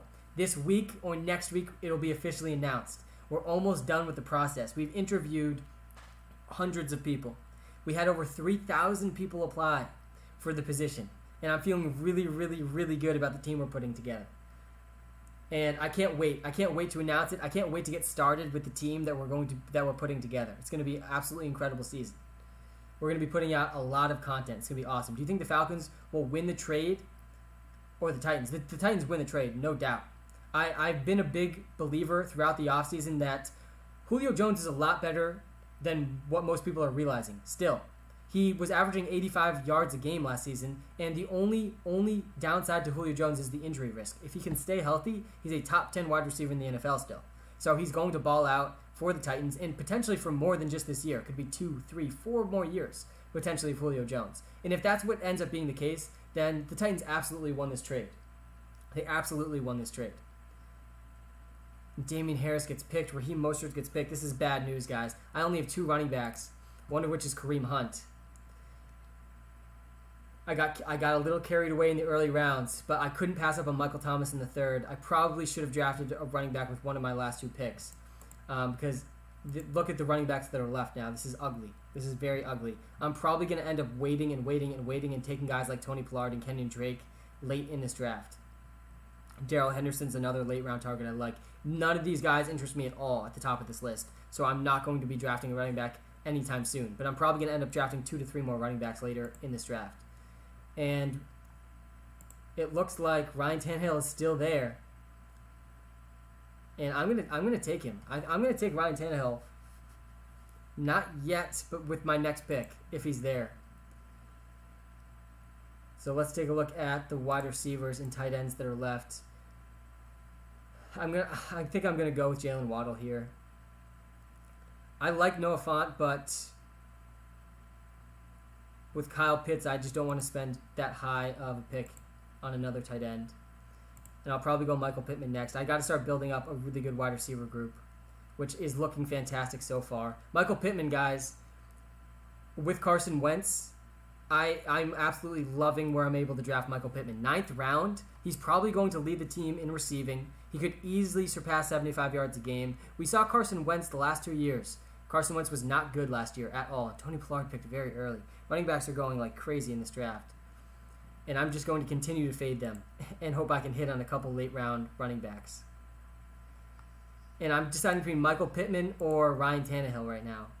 But if you look at the quarterbacks still available, yeah, you know what? I'm pulling the trigger on Ryan Tannehill. This is probably a little early, But now I'm done drafting quarterbacks, and I'm feeling fantastic about these two quarterbacks, Jalen Hurts and Ryan Tannehill. One of them has amazing rushing upside. The other has 2 of the top 10 wide receivers in the league. And he's going to have some massive, massive weeks in best ball. And now I'm done drafting quarterbacks. I need 1 more tight end, a few more running backs, and the rest of my team will be receivers. Eckler and Akers or Tyreek and Michael Thomas. I would go Eckler and Akers just because the running backs are so thin. Just joined the app. Ready for the bet in 76ers game. Greg, thanks, man. Yeah, I'm feeling really good about that prop. That game's starting in 15 minutes. We've been on a cold streak, Greg, so this is a good time to join the prop game. We've been on a cold streak with the NBA player props in the playoffs. We've had most of our props, I think out of the last 5 props, like 3 of them have missed by like 1/2 of a point or half of a rebound or half an assist. It's been brutal. But this is how the props go.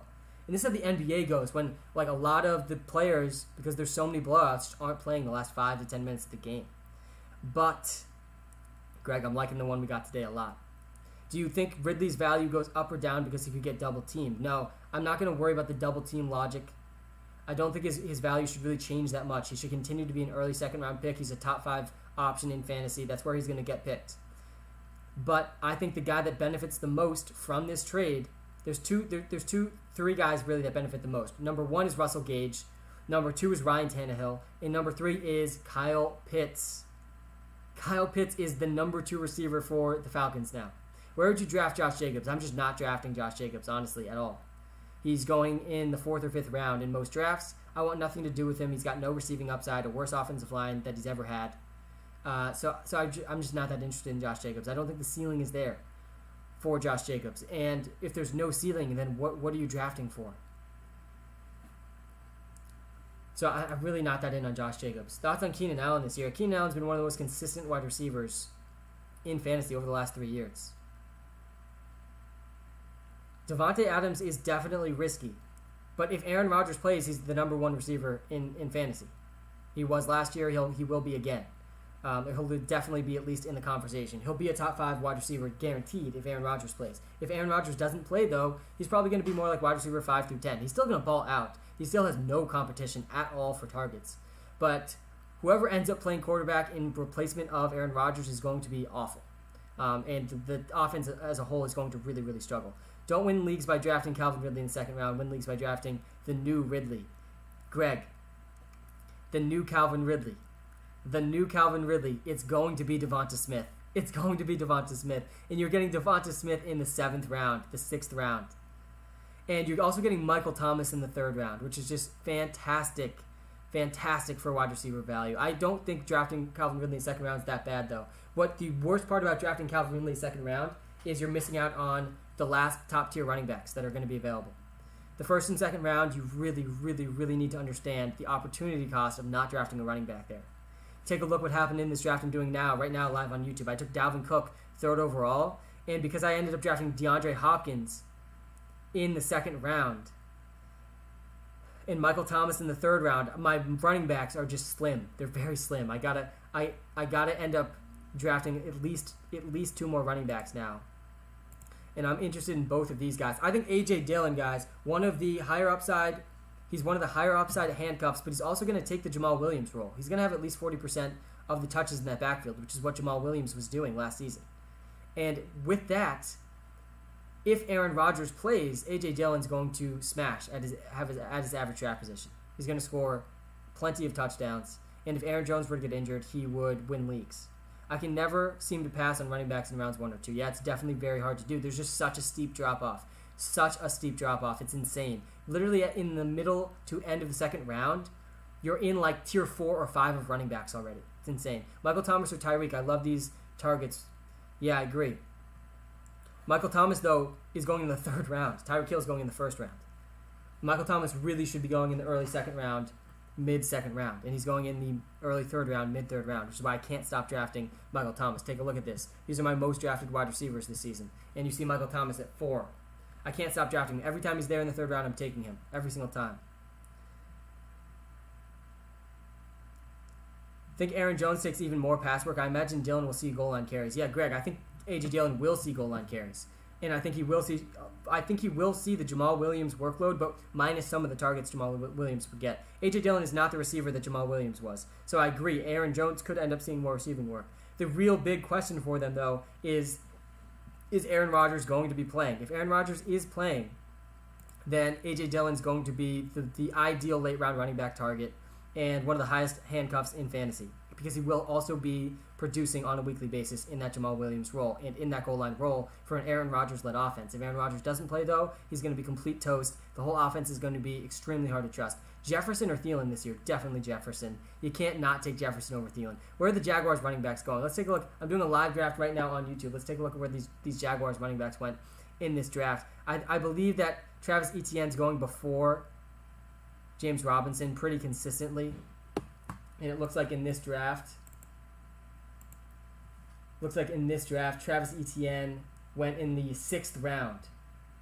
And James Robinson went in the 9th round. So that's where these guys are going. And I'm going to be on the clock next, so I got to focus here. And I have to strongly consider taking another running back in Kenyon Drake. I like Kenyon Drake. Kenyon Drake is quietly one of my favorite. He's one of my favorite zero running back targets. And I kind of did a modified zero RB approach in this draft. And Kenyon Drake, because worst case for Kenyon Drake, I do still see him carving out a receiving role. And this is what I love with my zero running back and late running back round targets. You just saw this with A.J. Dillon and Kenyon Drake, who I just drafted in the 10th and 11th round in this draft. And now I'm done drafting running backs now. But A.J. Dillon and Kenyon Drake, they are going to have a weekly role. They're going to be running back 3/4s in fantasy. So they're going to have 10-point weeks where they score touchdowns, and Kenyon Drake, he will catch passes for this offense.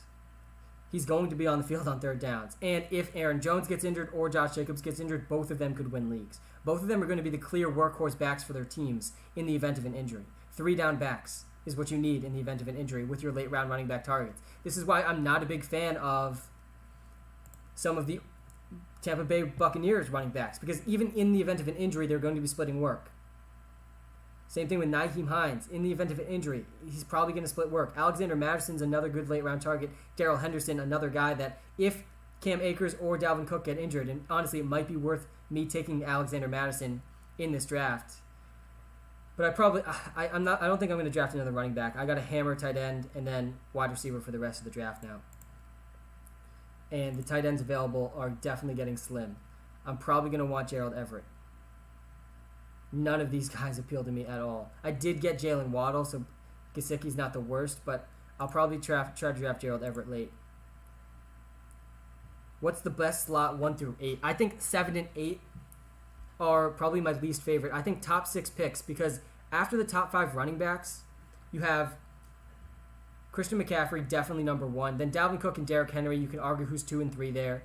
And I think Alvin Kumar is 3 or 4. Saquon Barkley's 5. And then it's Travis Kelce for me. Then you got to be drafting Travis Kelce. And then after that, there's kind of a drop-off. So I think I like the top 6 picks the most.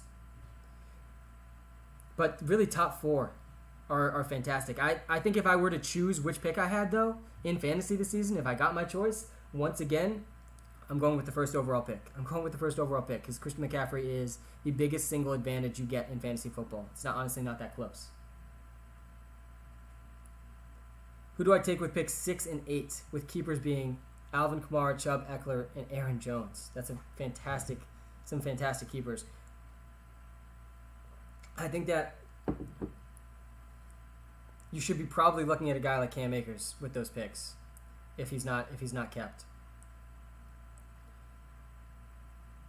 And I'm going to favorite some receivers here. Let's see who's left. Elijah Moore's a guy I could just continue to draft very consistently. I just need boom and bust. I need boom and bust wide receivers from here on out. I think all of these guys that I'm favoriting here have boom and bust upside. And again, I'm just drafting a lot of boom and bust wide receivers because I don't need to guess which guys are going to do well each week. It's going to automatically input my best lineup for me at the end of the week. And of course, I'm going to end up drafting Cordero Patterson in this draft as well. I was thinking Akers and Elliott potentially with MT in mid-second round. Yeah, Matt, I think that's great. How high are you on Sir Nicholas Chubb? I'm pretty high on him.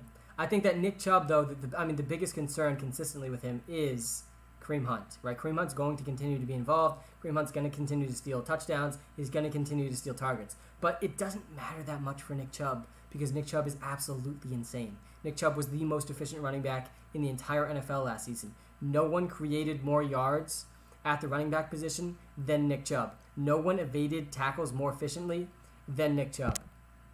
So I'm still thinking Nick Chubb is one of the safest running backs in all of fantasy football. And I would take him, if you're going for floor, you got to take him over Jonathan Taylor, but Jonathan Taylor definitely has the higher ceiling.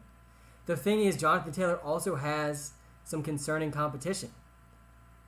Right? We kind of know what to expect for the Browns, but for the Colts, it's not as clear. How much work is Nyheim Hines going to get? How much work is Marlon Mack going to get? Because if they both are involved in the offense, there's no way Jonathan Taylor can return value at his current cost, which is the first round.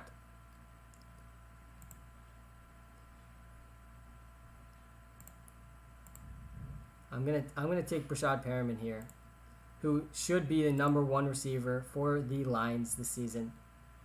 And I'm going to take a lot of other Lions receivers now throughout this draft. I'm going to try to stack the Lions receivers because you can get them so late.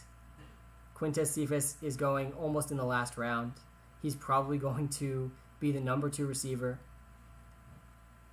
And Amon-Ra St. Brown also going very, very late. I'm going to strongly consider Gerald Everett with this next pick. It's tough for me to draft Gerald Everett over Evan Ingram because Ingram's just way more talented than him. But Gerald Everett, to me, has the clearer path to targets than Evan Ingram. So I'm going to draft Gerald Everett over him. And this is a little bit early for him, but now I'm done drafting tight ends. I got Kyle Pitts. I drafted Gerald Everett a little bit early. But look at what I'm dealing with at the tight end position after a few of these guys are picked. I mean, Cole Kmet and Adam Trautman, not terrible, super late round picks. That was probably a little bit early, but now I can just focus on receivers for the rest of the draft. Is the premium app of any pre-draft content planned in the next few months? Yeah, Greg, of course. We're going to be launching our projections for next season. The draft tool is going to be launching in the next 2 weeks. We're going to have projections out for the next season, and this is going to give you a ceiling and floor outcome for every player for this season. It's going to be the easiest way to compare 2 players that you're considering drafting. It's the best place to do your fantasy football research. So yes, there's a lot of draft content coming. Cephas is the next 1,000-yard, A-plus TD wide receiver for the Lions. You heard it here first. Yeah, wouldn't shock me at all. I mean, one of Brashad Perriman, Quintez Cephas, Tyrell Williams, or Amon-Ra St. Brown, one of them has to outproduce their average draft position. They're going in rounds 13, 14, 15, 16, 17. And one of them has to surpass 500 yards and 5 touchdowns. One of them has to do something. They're going to still throw the ball 30-plus times a game. So where does Julio go in the draft now? In the draft I just did, he went in the 3rd round, which is earlier than I expected. He went in the 3rd round in this draft that I just did, that I'm doing live right now on YouTube. Appreciate everyone that's tuned in right now on TikTok and on YouTube. Hope we're having a fantastic Sunday. It's getting closer and closer to NFL season. The NBA playoffs is in full swing. There's a game going on right now. Did you hear about Julio? Yes, of course. Julio Jones now officially a Tennessee Titan. I think that this increases the value for Ryan Tannehill substantially. I drafted Ryan Tannehill in the live draft I'm doing on YouTube right now. Search WalterPicks to join this live stream. On YouTube, you can see the players that I picked so far. I had the 3rd overall pick. I'm liking how this team's coming together in terms of upside, but I'm definitely concerned about the running backs I have. I'm going to need a lot of things to break my way for this team to really perform and have a chance at the $1 million prize. But Kyle Pitts' value benefits tremendously, and Ryan Tannehill's value benefits tremendously as well. A.J. Brown, I think, takes a slight hit, but it's really not that big of a deal. A.J. Brown was sharing targets with Corey Davis and Jonnu Smith last season, who are both gone. A.J. Brown, even if he sees 20, 30 less targets, he's still going to be in the wide receiver 1 conversation. He averaged 17 fantasy points a game last year, which was top 6 in the NFL, despite having 2 injured knees.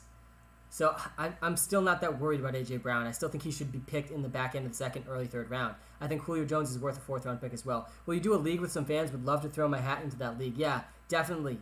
I'm actually definitely going to do some best ball leagues with some fans. And I'm thinking about starting some dynasty and redraft leagues with some of our WalterPicks subscribers and fans as well. So definitely keep your eye out for that. Top 5 fantasy wide receivers. Well, A.J. Brown arguably is not in the top 5 anymore. And Calvin Ridley arguably is. I think Calvin Ridley is probably number 5. I would definitely put DeAndre Hopkins number 1. And Tyreek Hill has more upside than him. Devontae Adams is better than DeAndre Hopkins with Aaron Rodgers, but we don't know Aaron Rodgers is going to be there. The safest wide receiver in fantasy right now is DeAndre Hopkins. Stephon Diggs is in the top 5. Tyreek Hill is in the top 5. Devontae Adams is still in the top 5. And then Calvin Ridley. That's the top 5. And I think you could argue a lot of different orders there for those top 5. Would you rather have Kelsey or Kittle at the spots you could get them? Definitely Kelsey.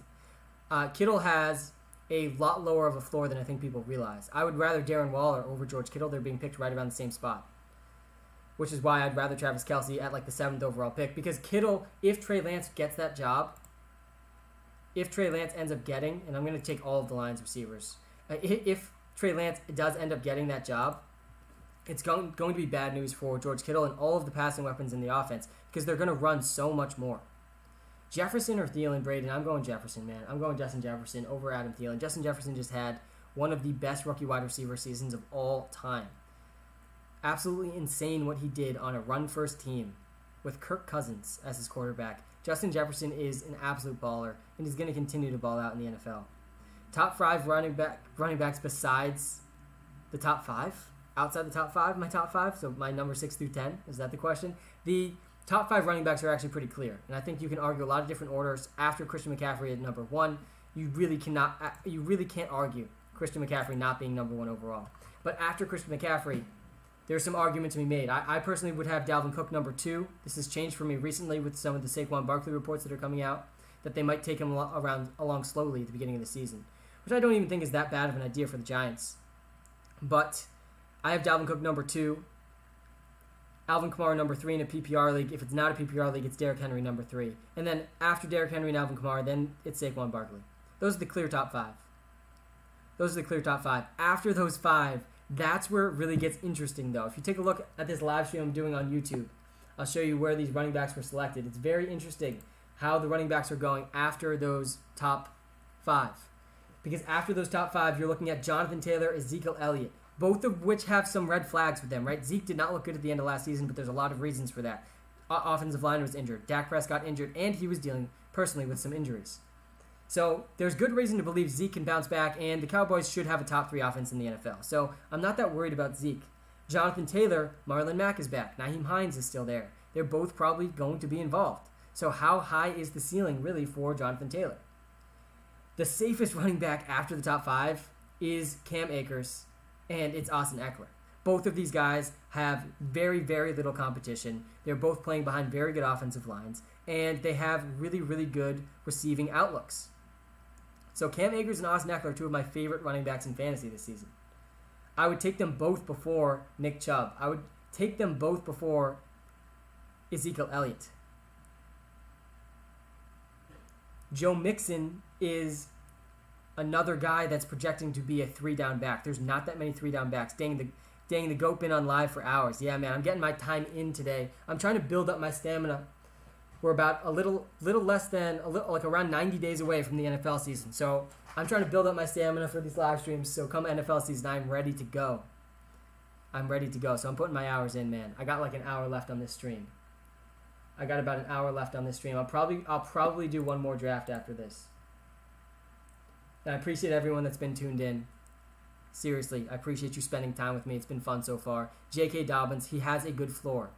But the ceiling is just not there because he's not going to score touchdowns and he's not going to catch passes. So where's the ceiling for J.K. Dobbins? The floor is there. He's going to get 12-plus carries a game in one of the best rushing offenses in the league. Sam, after these TikToks live, since I missed an hour, I always go to YouTube and I always give you a like. Matt, thank you, man. I appreciate that. Yeah, if you're watching live on YouTube, hitting that like button. We're up to almost 20 likes. I do appreciate that.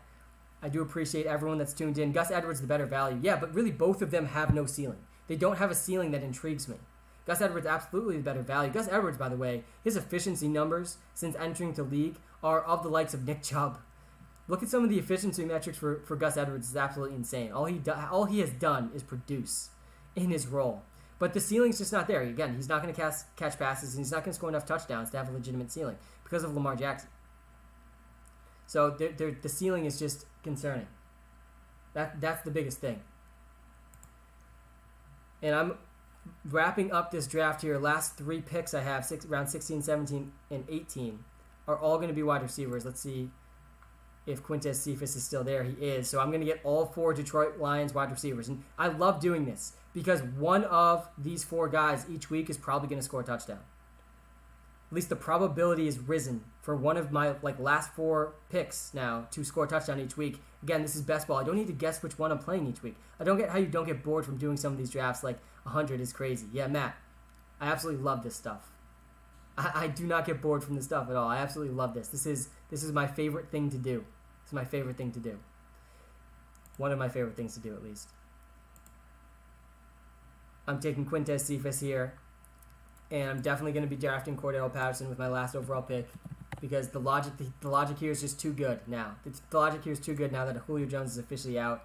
Cordell Patterson is going to be the number 3, potentially number 3 receiver for the Falcons, potentially number 2 running back. How do you keep up with that many? Well, you got to understand these are best ball leagues.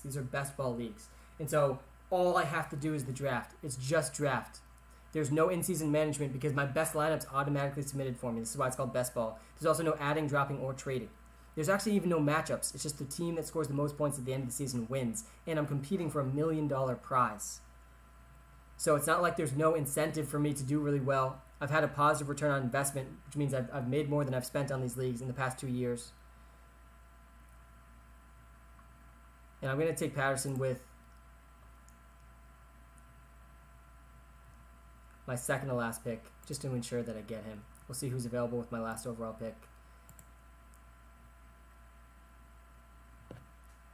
That's why I'm getting the app. Yeah, you got to get the Underdog app and use code Walter when you download the app. It's a fantastic place to draft. It's great. There is no free leagues, but you can play for less than $3. And obviously you have the chance to win too. So it's low stakes. You can play for as low stakes basically as you want. It's a really good platform, and you'll win. Even if I'm doing about 150 of these drafts. Even if I lose most of them, I'll win some of them definitely. Right. So I'm definitely going to get some of the money back if it's not all of it. But what I'm really shooting for is the $1 million prize. I'm shooting for the $1 million prize. That's what I'm going for. That's what my strategy is based around. That's why I'm drafting very hyper fragile teams with tons of upside.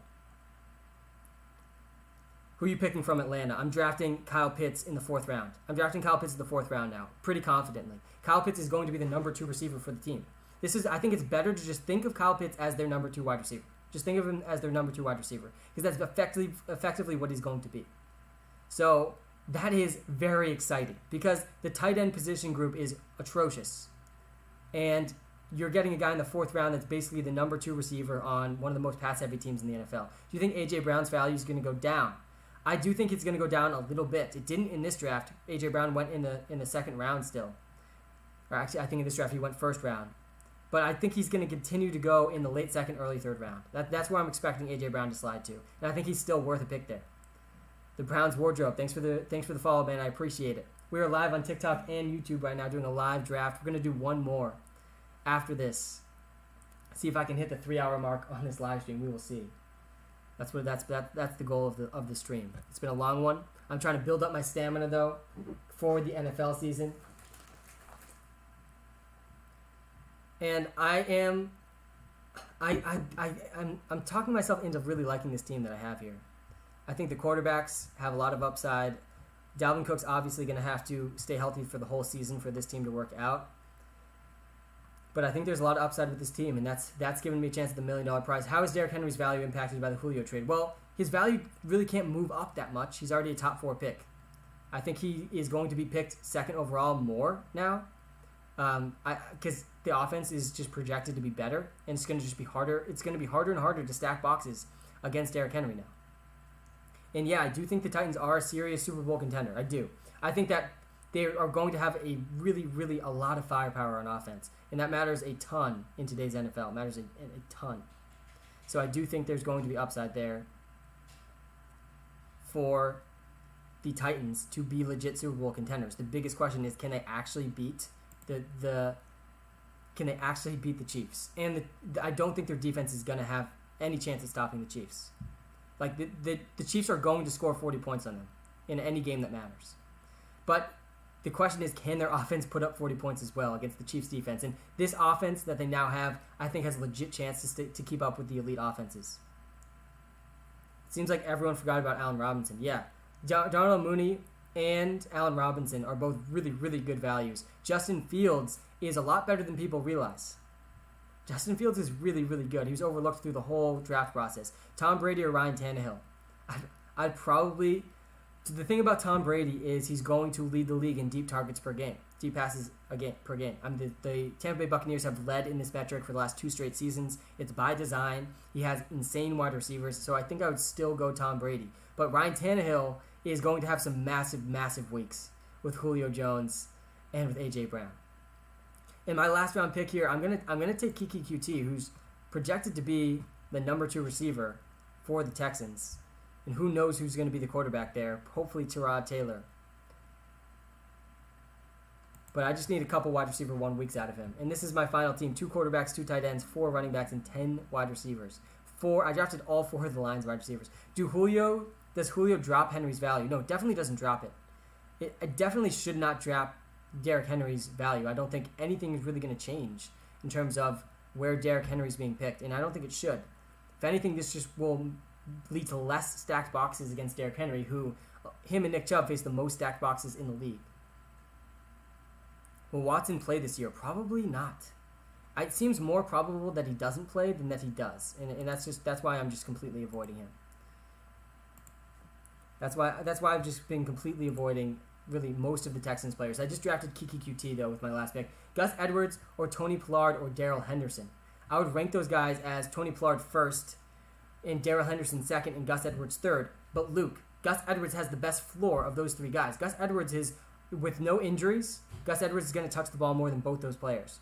But even in the event of an injury, like if you factor in the possibility of injuries, Tony Pollard has the highest ceiling, Darrell Henderson's ceiling is second highest, and Gus Edwards is third.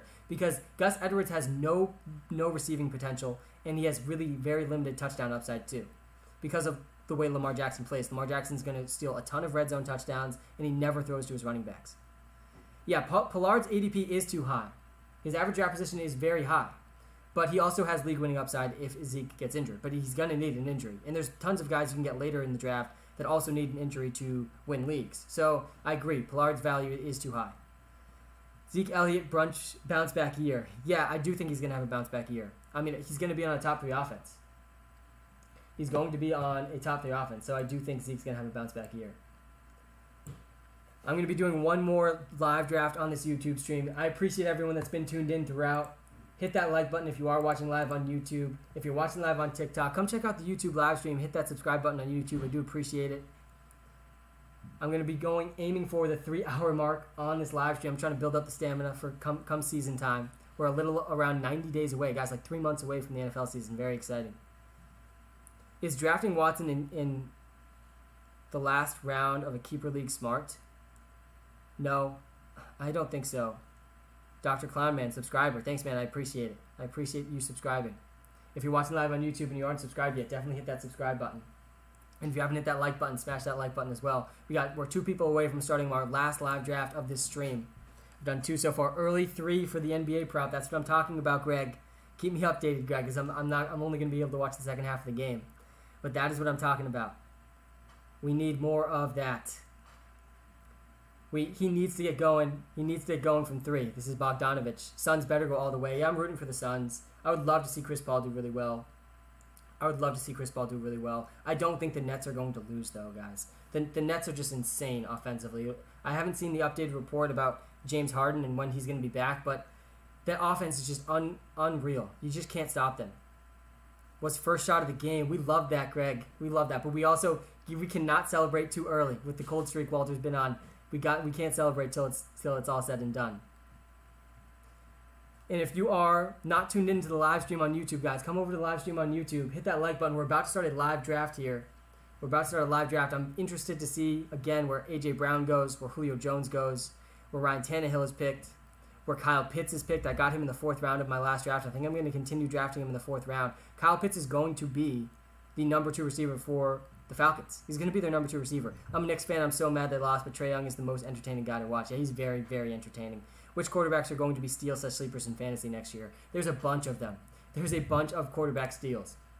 And I think my favorite one, though, right now, I think my favorite quarterback steal late in drafts is Justin Fields, who has 99th percentile speed and very, very little competition. Andy Dalton's not going to be able to hold him off for very long. And with their rushing upside, it's exactly what you want in fantasy. I got the 8th overall pick on this live stream, guys. 8th overall pick in this draft that I'm going to be doing live on YouTube for the next 40 to 45 minutes. And 8th overall pick, which is one of the worst picks depending on who's left. Christian McCaffrey will be gone. Dalvin Cook will be gone. Derrick Henry will be gone. Alvin Kumar will be gone. And Travis Kelce will almost definitely be gone as well. So I'll be looking at Saquon Barkley or is probably Ezekiel Elliott.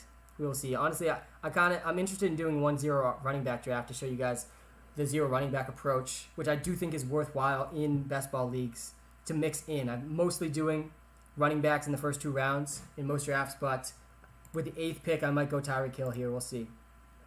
Hawkinson is a steal at his average draft position. So many targets left on that team. Yeah, I agree. Hawkinson, another 3, Greg. Let's go. That's what I'm talking about. 2 early 3s. This is exactly what we need. This is exactly why Walter liked this prop too. Because the 76ers are terrible at defending shooting guards. They have been all season. And he's nailing 3s early. This is exactly what we like to see. But yeah, Hawkinson is, I agree, a steal at his average draft position. And let's take a look at what this draft is looking like so far if you're watching live on YouTube, guys. We have Christian McCaffrey going 1st overall, Dalvin Cook going 2nd overall in this draft. Again, I'm doing a live stream on YouTube. Search WalterPicks on YouTube if you aren't in this live stream. And Derrick Henry goes 3rd. I think this is going to be the most common start to fantasy drafts, by the way. These 4 picks. And this is about so far the standard that I'm seeing in drafts. Christian McCaffrey goes 1st, Dalvin Cook goes 2nd, Derrick Henry goes 3rd, Alvin Kumar goes 4th, and Saquon Barkley goes 5th. Travis Kelce is probably going to go 6th or 7th. This is where the draft really begins.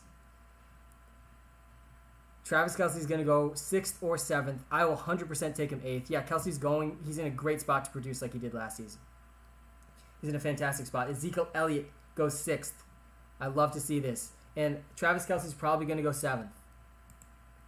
Travis Kelce is probably going to go 7th, which is going to make this a tough pick for me. I'm going to take Tyreek Hill if he takes Travis Kelce. I'm going to go with the 0 running back approach here. He takes Jonathan Taylor. Let's go. We're getting Travis Kelce with the 8th overall pick, and I feel great about this. I definitely now only have to draft 2 tight ends. I'm drafting Travis Kelce 8th overall. One of the benefits, though, in best ball, there's like an added benefit of getting Travis Kelce early because I now only need to draft 2 tight ends. This is the added benefit of drafting tight ends early in best ball. You just only have to draft 2 of them, which allows you to draft another receiver. And again, in this best ball format, there's no in-season management. There's no start-sit decisions. So I can allocate more players to running back and wide receiver positions that are more important. What round should Zeke be drafted? Round 1. He just went 6th overall. I'm doing a live draft on YouTube right now. He went 6th overall in this draft. 6th overall, right after Saquon Barkley. And then I drafted Travis Kelce. 8th overall. And we saw Tyreek Hill get picked right after. Austin Eckler and Cam Akers going in the 1st round. I've been able to get Austin Eckler and Cam Akers at pick 12 overall pretty consistently, actually. So it looks like they're starting to slide up draft boards. This draft I'm doing so far, the 1st round, Christian McCaffrey went 1st, Dalvin Cook 2nd, Derrick Henry 3rd, Alvin Kamara 4th, Saquon 5th. This is the very most consistent start of drafts that I'm seeing. I've done a little over 100 of these best ball drafts so far. And then it gets a little different in every draft. We saw Ezekiel Elliott go 6th overall and Jonathan Taylor go 7th overall in this draft. Then I took Travis Kelce at 8th overall. Then Tyreek Hill went. Then we saw Austin Eckler and Cam Akers go in the 1st round. We see Calvin Ridley. Take a look at this, guys. Calvin Ridley going with the 1st pick of the 2nd round. This is what we're going to see for Calvin Ridley now. He's going to go in the 1st or early 2nd round. This is exactly what we're going to see moving forward. This is not surprising. He went a little later than this in the last draft we did. Who will be the starting QB for the Saints? I think it's going to end up being Jameis Winston. But Taysom Hill's definitely going to be involved too. Kelce or Akers, needing 2 running backs, 3 wide receivers, no tight end, but you can put Kelce there. Yeah, I think I would go Kelce over Akers. I think I would go... If there's no tight end, though, if there's no tight end slot, then I would definitely go Cam Akers, if I fully understand the question. A.J. Brown going early 2nd round still, guys. He still looks like he's going very, very early in these drafts. Let's take a look at what I'm choosing between now. And I want to go 0 running back a little bit here, but I think I'm going to take Najee Harris over Aaron Jones. I'm super concerned about Aaron Rodgers. You can put Kelce as a wide receiver, yeah, but the value of Kelce is the fact that you get to play him at tight end. I'm super concerned about Aaron Jones if Aaron Rodgers does not play. So I took Najee Harris right at his average draft position here, and I'm going to be waiting on running backs now for a long time.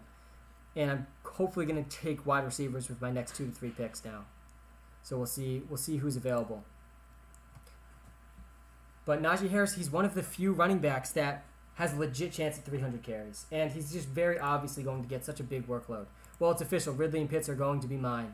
Nice, Jack. How is Derrick Henry's value impacted by this Julio Jones trade? I think it helps. If anything, it helps. But his value is just already so high that he has nowhere to go but stay the same, really. He can really only go down. He went 3rd overall pick in the draft I'm doing right now live on YouTube, and that's where he should continue to get picked. In a PPR league, though, I think I'd still take Alvin Kumar over him. But it doesn't change that much. Thoughts on the Julio Jones trade? Yeah, I think the Titans made a fantastic trade. I think the Titans are potential to be a top 3 offense in the NFL now. He can potentially be a top 3 offense in the NFL. I think it makes them legit Super Bowl contenders, though I still don't see them stopping the Chiefs.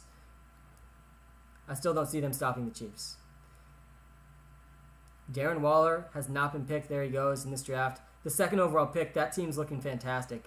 Dalvin Cook, Clyde Edwards-Helaire, Darren Waller. That's a really, really strong start. Where is Clyde Edwards-Helaire going? He's going at the back end of the 2nd round, beginning of the 3rd round, which I think is a fantastic value for Clyde Edwards-Helaire, who is still the number 1 running back on the best offense in the league with very little competition and an improved offensive line. Like, his floor is what he did last season. So I like Clyde Edwards-Helaire a lot in the back end of the 2nd round. I think he's like the last tier running back that I'm willing to draft. I think Swift will end up top 7 this year with a better Lions O-line and not that good receiving help. Yeah, the problem with DeAndre Swift is Jamal Williams is going to be involved, and the offense is going to be complete trash. The offensive line is good, but the receiving group is just such a joke that it will lead to more targets for DeAndre Swift, yes, but it also is just going to lead to less points overall on offense, which is not good news for DeAndre Swift. So that's the biggest concern with Swift. And I'm definitely going to be drafting a receiver with these next picks. Take a look at the receivers still here. Allen Robinson, Terry McLaurin, and CeeDee Lamb, all potential wide receiver 1s. And Allen Robinson gets picked.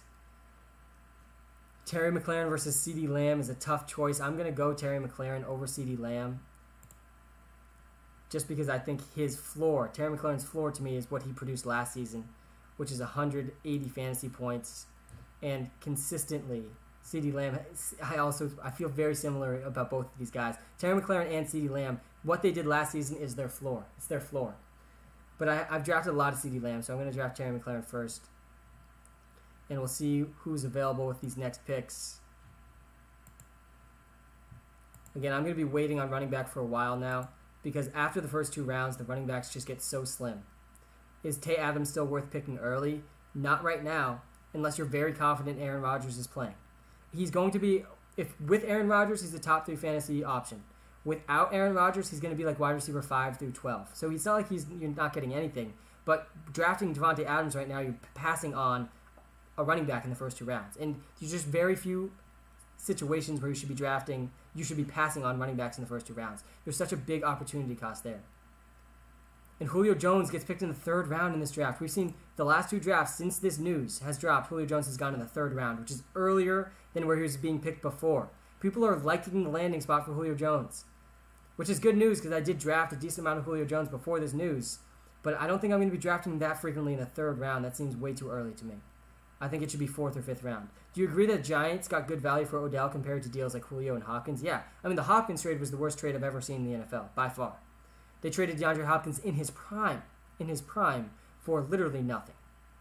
But the Julio Jones trade is a little bit different because Julio Jones had this massive contract, and he also, I'm gonna take Chris Godwin over Tyler Lockett.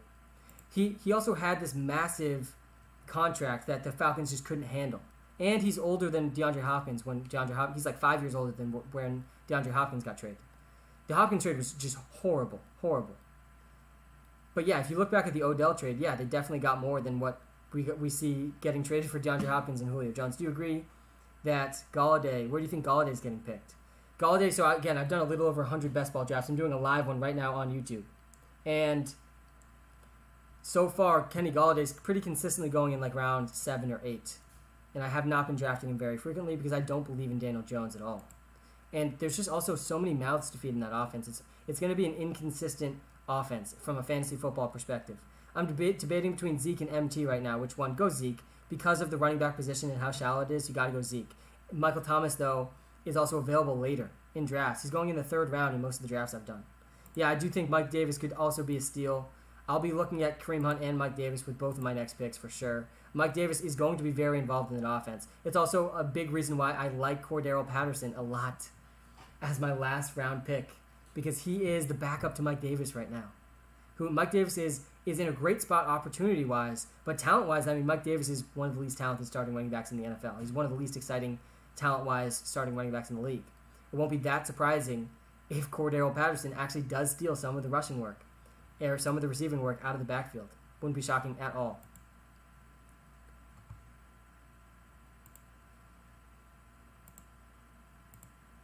TJ Hawkinson's still available. I did already draft Travis Kelce, though, so I probably won't draft another running back very high, another tight end very high. I will consider Josh Allen and Kyler Murray in the 5th round every single time. I think people are going a little too far with the late round quarterback strategy, everyone. Take a look at where quarterbacks have been drafted in this draft. We saw Patrick Mahomes go in the 3rd round. Lamar Jackson just went end of the 4th round. And now 5th round, we still have Kyler Murray and Josh Allen on the board. And these two guys could both easily finish as the number 1 overall quarterback, and they could easily put up 25-plus fantasy points per game. What number draft of the day is this? Matt, this is number 3. 3rd and final draft of the day. 3rd and final draft of the day. And I'm doing a lot of these drafts early in the offseason, right? Which could end up being a disadvantage later on. But so far, it's honestly working out pretty well. Because check it out. My 3rd most drafted tight end is Kyle Pitts, who I got consistently in the 5th and 6th round of drafts. I drafted him at 21% of the drafts I've done. And he's now going to go in the 4th and 5th rounds instead of the 5th and 6th round. So I gain a slight edge here. But you also see I'm now losing out on Anthony Ferkser, who's going to get way, way, way less opportunity now. And I drafted him pretty consistently as well. But he didn't cost as much as Kyle Pitts cost, so it's not too bad. Yeah, the live started right around 12:15. I'm coming up on a little over 2 hours of this live stream. I'm building up my stamina because the season's closer than we think, guys. And Josh Allen, Dak Prescott go. I'll take Kyler Murray or Kareem Hunt or Mike Davis here. I'm liking all of these guys. Kyler Murray, I see him sliding in a lot of drafts. Kyler Murray has a really, really high rushing upside. I'm going to draft him here. Hopefully Kareem Hunt and Mike Davis slide to my next pick. Probably won't. But Kyler Murray is the end of a tier for quarterbacks. Check out the quarterbacks left now. Like, there's a huge drop-off after Kyler Murray.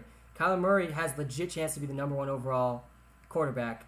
They also added Rondale Moore, and they added A.J. Green in the offseason.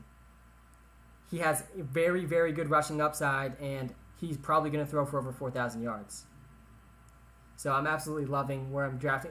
Again, the other good thing about in best ball, getting a quarterback in the 5th round like Kyler Murray or like Lamar Jackson or like Dak Prescott or like Josh Allen is now I only need to draft 2 quarterbacks, which allows me to draft more running backs and receivers on my team, which is an added advantage.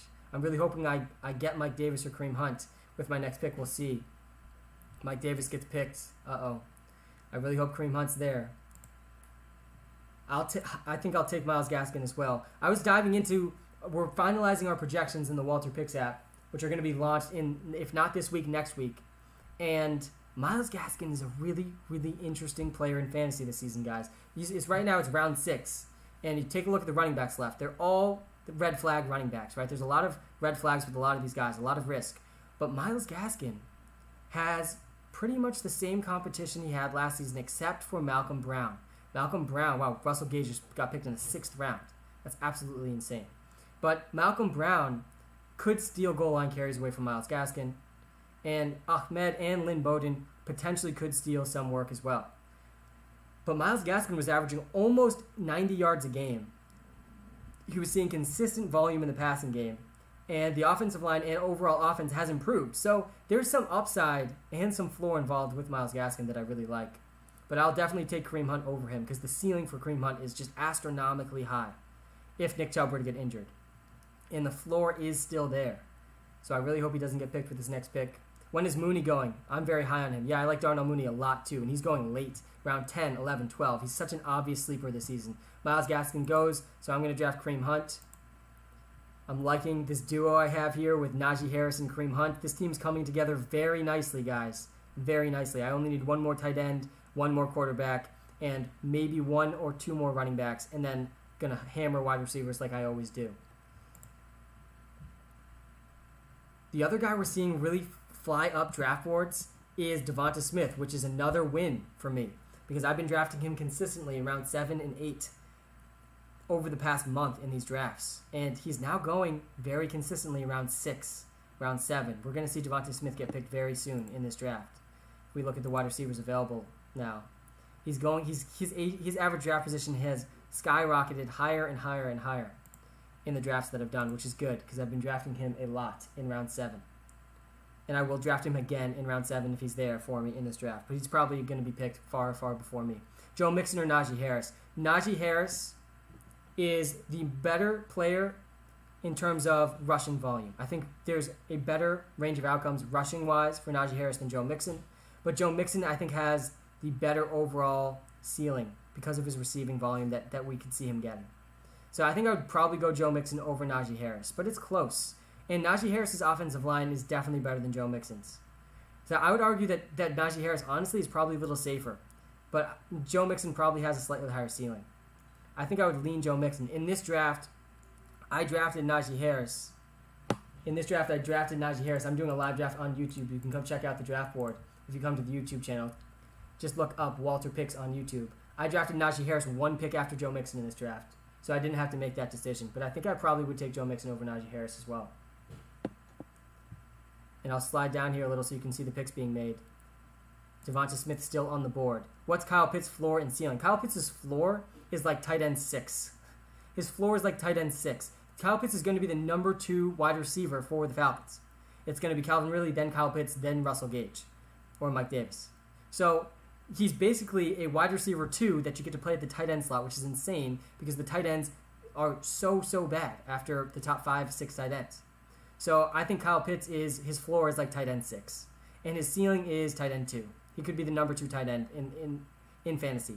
It'll be hard for him to pass Darren Waller and George Kittle. So I think tight end 4 is probably the most realistic outcome for him. T.J. Hawkinson's also in the conversation, but Kyle Pitts is one of the safest. Damn, and Devonta Smith gets picked 2 picks before me. That's a fantastic pick in the 7th round. Justin Herbert gets picked. I'm back on the clock. Let's see what we're working with here. Trey Sermon just got picked as well. Raheem Mostert's still there. He could be a good last running back for me to take. It's Raheem Mostert or Damien Harris for me. I think I'm going to take Raheem Mostert here. I drafted him in the first draft that I did on this live stream too. The upside is just there for Raheem Mostert. With the Jeff Wilson injury, they traded up for Trey Sermon, who's going to be very involved. But Raheem Mostert will also be involved. And he has that speed for really, really big plays in best ball leagues. Curtis Samuel or Henry Ruggs? Thoughts on Samuel? I like Curtis Samuel more than Henry Ruggs. But I like Henry Ruggs a lot as a late round sleeper. Because Henry Ruggs has the draft capital. He has still very little competition. And I won't be surprised at all if we see Henry Ruggs turn it around in his 2nd year.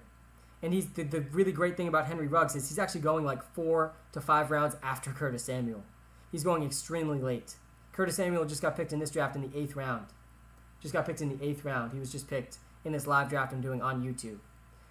And Henry Ruggs probably won't go for another 2 to 3 rounds. If we take a look at the wide receivers that are left, take a look how low Henry Ruggs is on this list. Henry Ruggs is going very late. Average draft position of 130.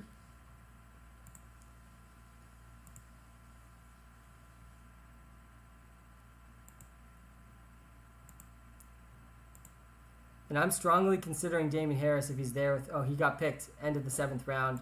I'm glad I snagged Raheem Mostert when I did.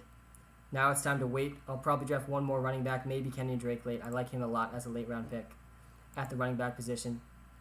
Laviska Shenault, an interesting option that's available still. Noah Fant is still available as well.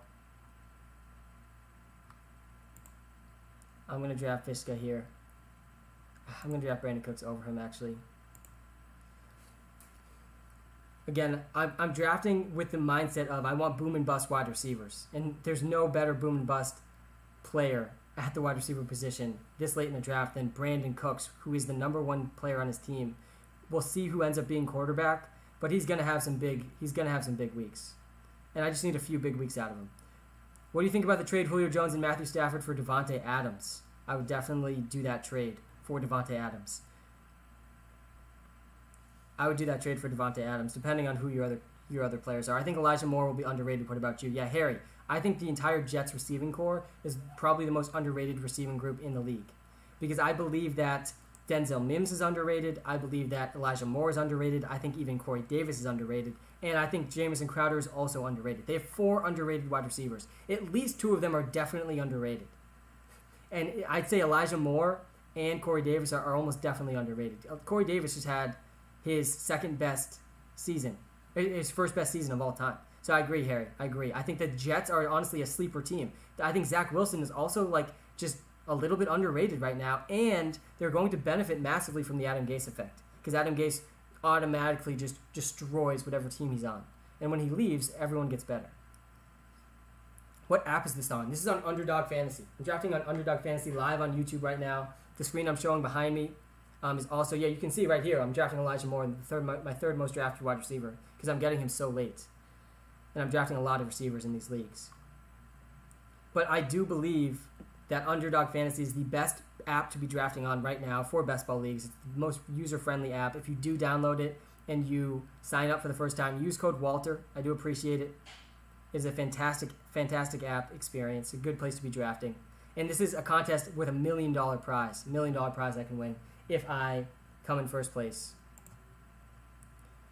And we can take a look at the draft board again here and seeing what's going on. And we're in round 9 right now, round 9. Thoughts on AJ Green this year? Yeah, he's available super late, which is the good thing. Again, you can see I'm drafting him a decent amount, but you got to keep this in context that I'm getting him in almost the last round, the last overall pick of the draft. That's how late AJ Green is going. And I think he could score some touchdowns, but I do think AJ Green is going to be wildly inconsistent. So I'd only be willing to draft him in a best ball league because good luck predicting the weeks that AJ Green does well. But I could easily see him having multiple touchdown games. What do you think about Chark? What do you think about DJ Chark and Laviska Shenault? Yeah, I think both of them are pretty intriguing options. But the biggest concern for me about the Jaguars is their drafting of Travis Etienne. This is them signaling they want to be a run-first team. They really do want to be a run-first team, which is concerning. It's very concerning. I think Travis Etienne is also going to be very involved in the passing game. So that is the biggest concern for both those guys. Though I think I honestly like Laviska a little bit more than DJ Chark. Matthew Stafford's still available. Kenyon Drake's still available. Melvin Gordon's still available, which is interesting. I'm just not interested. I think I'm going to take Antonio Brown here. I think he is kind of a drop-off of wide receiver tiers. Antonio Brown is going to have some big weeks. Again, I'm going for boom and bust wide receivers. I also have Chris Godwin, so I like this stack. Let's look at the tight ends. I'm going to wait really, really long on tight end because I have Travis Kelce. I probably won't draft tight end for another 4 to 5 rounds. I think I can wait a little longer for Kenyon Drake.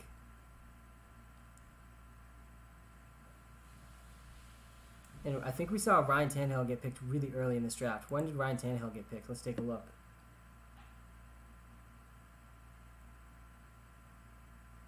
Yeah, Ryan Tannehill went in round 7. Wow, that's good news because I got him in round 9, I think, last draft. Julio to the Titans, bro. Yeah, Julio Jones is officially a Tennessee Titan. Julio Jones is on the Tennessee Titans. Absolutely insane. Absolutely insane. Top 5 sleeper running backs for next year. Let me run through some of my sleeper running backs. I think that Kenyon Drake is a great, very late round sleeper running back. He's going to be a running back 3/4. With Josh Jacobs healthy, he's going to be involved in the receiving game. I think I could see him getting 3 to 5 targets a game, which could put him on the running back 3 map. If Josh Jacobs gets hurt, you're probably going to win your league, though, with Kenyon Drake. So that's the upside of Kenyon Drake, and again, you're getting him with one of your last picks. I also really like Damian Harris as a sleeper running back. If I go pull up my running backs, the running backs I've drafted the most so far, Damian Harris is number 2, my second most drafted running back, because he's behind a top 3 offensive line in the NFL. The strongest part of the New England Patriots team is the offensive line. Make no mistake about it. That is the strongest part of the team. I'm going to take Matthew Stafford with my next pick, if he's still there. And this will be my last quarterback I need to draft. Stafford's in line for a huge season. It would be surprising if he didn't go over 4,000 passing yards. with the Rams. Jared Goff is significantly worse than Matthew Stafford. Who is the Jets' number 1 fantasy wide receiver? It's probably Corey Davis. But don't be surprised if it ends up being Elijah Moore. And don't be surprised if it ends up being Denzel Mims either. And Jamison Crowder's probably still going to be involved. They asked him to take a pay cut. Jamison Elite Crowder's probably still going to be involved. But I do think that the most likely scenario is it's Corey Davis or it's Elijah Moore. How should I approach having Julio and A.J. Brown in a dynasty league? Just hold on to both of them. Chase, hold on to both of them. Julio Jones is a guy in dynasty fantasy football that I'm very much acquiring right now. Julio Jones is better than people realize at this point in his career. He still has a lot left in the tank if he can stay healthy. He averaged 85 yards a game last season when healthy. He was number 3 in the NFL in yards per route run. He was the 3rd most efficient receiver in the NFL. So I'm not that worried about him. If he can stay healthy, he's going to put up numbers. And A.J. Brown is still dynasty wide receiver 1. It's him or Tyreek Hill as wide receiver 1. Stephon Diggs maybe, but A.J. Brown is just like 3 to 4 years younger. So A.J. Brown still has so many years left that it's just, he's still a top 3 dynasty wide receiver. So I wouldn't worry too much about either of them in dynasty. I think it's a good thing that you have both of them. What are your thoughts about A.J. Dillon and Aaron Jones? I have both in dynasty. Yeah, I think A.J. Dillon's a great guy to have in dynasty. The biggest concern for both those guys, though, Jaden, is Aaron Rodgers. It's Aaron Rodgers. They're both going to take such a huge hit. That whole offense is going to take such a huge hit if Aaron Rodgers does not play. If he does play, they're both going to be fantastic dynasty assets for the years to come. Who do you think about the Patriots quarterback position? Who do you think is going to start? What week do you think Jones is going to start? This is a great question. I think week 5. I think week 5 we're going to see Mac Jones start. I don't think the Pats are going to play Mac Jones in week 4 against the Tampa Bay Buccaneers. I just can't see them allowing the media to run away with Tom Brady versus predecessor, Mac Jones, and then Mac Jones gets destroyed by 20-plus points against a very good Tampa Bay Buccaneers team. So I don't see them playing him in that game against that defense. So I think week 5. I think Mac Jones starts week 5. That would be my prediction. I hope it's sooner, though. I think the sooner the better for the Patriots to see what they have in Mac Jones. It's Cam Newton's not the answer. Jarrett Stidham and Brian Hoyer definitely are not the answer. So I'm in on starting Mac Jones as soon as possible, but I realistically think it's going to happen in week 5. And Elijah Moore is still available in this draft.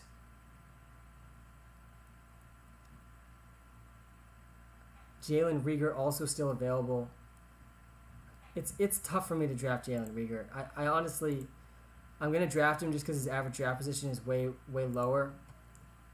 And I think Devonta Smith could actually end up helping Jalen Reagor out. But why no faith in Cam Newton? Well, Cam Newton is a guy who he can't throw. He can't throw.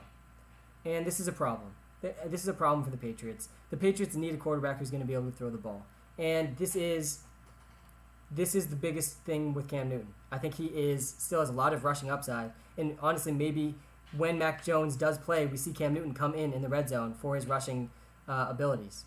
But Cam Newton is just not the guy that can move the ball down the field with passing. And passing is the most important part of an NFL offense. Did you see Julio Jones going to the Titans? Yes, I did. And I think it's a fantastic trade for the Titans. They're going to have a really, really exciting team. I'm doing a live draft on YouTube right now. Julio Jones went in the 3rd round in this draft. He went in the 3rd round in both of the last drafts I've done now. What was the official trade with Julio? I don't think the official trade has come out yet. They said it's at least a 2nd round pick. So probably something around just a 2nd round pick, which is insane. Julio Jones could still have 3 to 4 years left. 3 to 4 good years left, potentially, for Julio Jones. Titans are definitely going to be a scary offense. They're definitely going to be a very, very scary offense.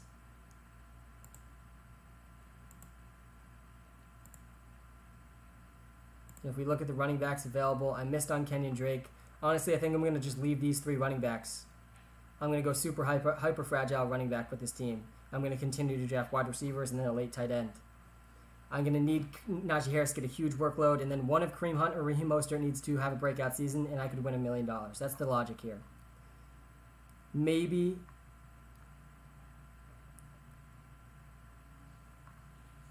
I'll draft one running back like really, really, really late.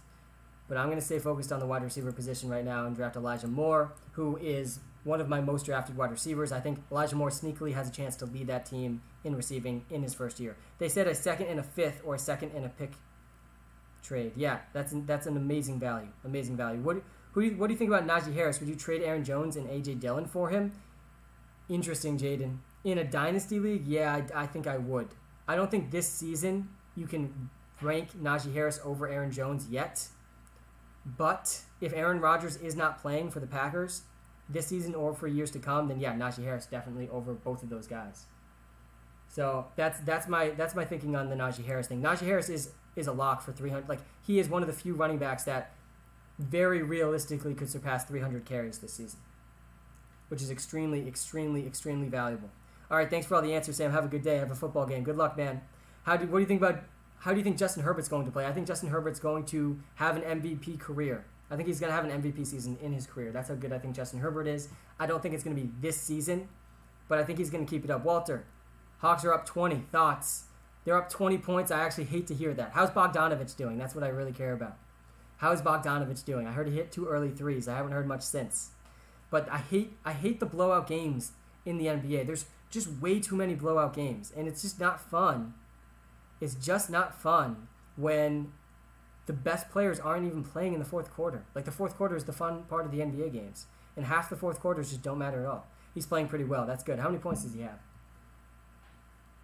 We are heading into the back end of this draft. This is my 3rd draft of the live stream. It's been a fun live stream, guys. I will answer some final questions before we wrap up. Got about 30 minutes left in this live stream.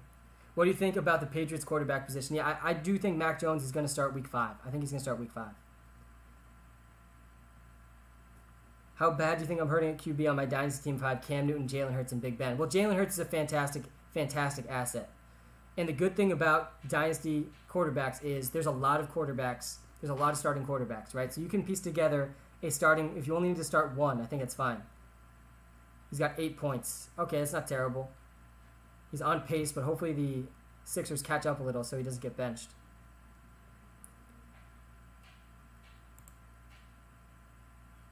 Let's see what I'm working with here. I will gladly take Gerald Everett as my second tight end again in this draft if he's here with my next pick. Then the rest of my picks will be wide receivers. How do you feel about Ronald Jones in Dynasty? I want nothing to do with Ronald Jones or Leonard Fournette or Giovanni Bernard or Keyshawn Vaughn in Dynasty. Do you have a prop for him? Yeah, I do. I have Bogdanovich over 16.5 points today. That was the prop identified by Walter. He's had over 55% accuracy on hundreds of NBA props this season. He's been a little cold in the playoffs so far, though. We've been like half off on like 3 out of the last 4 props, which is brutal. But we're rooting for Bogdanovich over 16.5 today. He started off hot. He's slowed down since, I think. What do you think about about the Steelers wide receivers? Yeah, I think the Steelers are also kind of one of the more underrated wide receiver groups. Chase Claypool, Deontay Johnson, and Juju Smith-Schuster are 3 of the best group of 3 wide receivers in the NFL. They're probably top 5. They're probably top 5 as a wide receiver group. The biggest concern for them is the offensive line, is Najee Harris and being a more run-first team, and is Big Ben being almost 40 years old. Thoughts on Clyde Edwards-Helaire? There was not a single player. By the way, if you're watching live on YouTube, guys, hit that like button. Just a couple likes helps me out a ton. It takes you 2 seconds. I appreciate it a lot. But the thing about Clyde Edwards-Helaire is you're getting him a full round after you had to pick him last season. He was a top 6 pick in fantasy last season, and all of those reasons he was a top 6 pick still apply today. He is in the best offense in the NFL. Wirtz season, how's it going, man?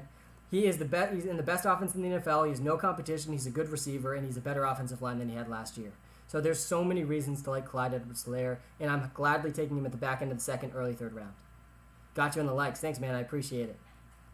I've missed the live streams as well. I'm almost going on hour 3 of this live stream. Once I hit hour 3, I'll wrap up. So I got about 30 minutes left, and I am building up my stamina for these live streams. Let's go, Marcus. Love to see you in here, man. Bogdan just hit a 3. That's what I'm talking about. Let's go. I'm building up stamina for the NFL season. The NFL season is about 3 months away. Atlanta's up by 27, though, Luke. That's absolutely ridiculous. Like, the blowouts in the NFL are just insane. And this is why Bogdanovich is probably going to end up missing this prop. He's got 11 points in the first half, but he's probably going to be benched the entire fourth quarter. The 76ers without Joel Embiid are just not that scary, I guess. So I'm back on the clock, and I'm only drafting receivers left in this draft now. So let's take a look at what I'm looking at. I think Emmanuel Sanders is a really interesting option this late, 14th round. There's a legit chance Emmanuel Sanders is the number 2 receiver for the Bills. He's competing against Cole Beasley and Gabriel Davis. That's not that tough of competition.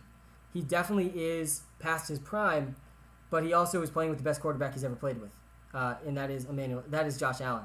He played with Drew Brees at the back end of his career. I think Emmanuel Sanders is in a very interesting spot, and I like getting him in the 14th round. It's not that bad at all. Top 5 tight ends. Yeah, take a look at this draft. Look at where the tight ends went in this draft.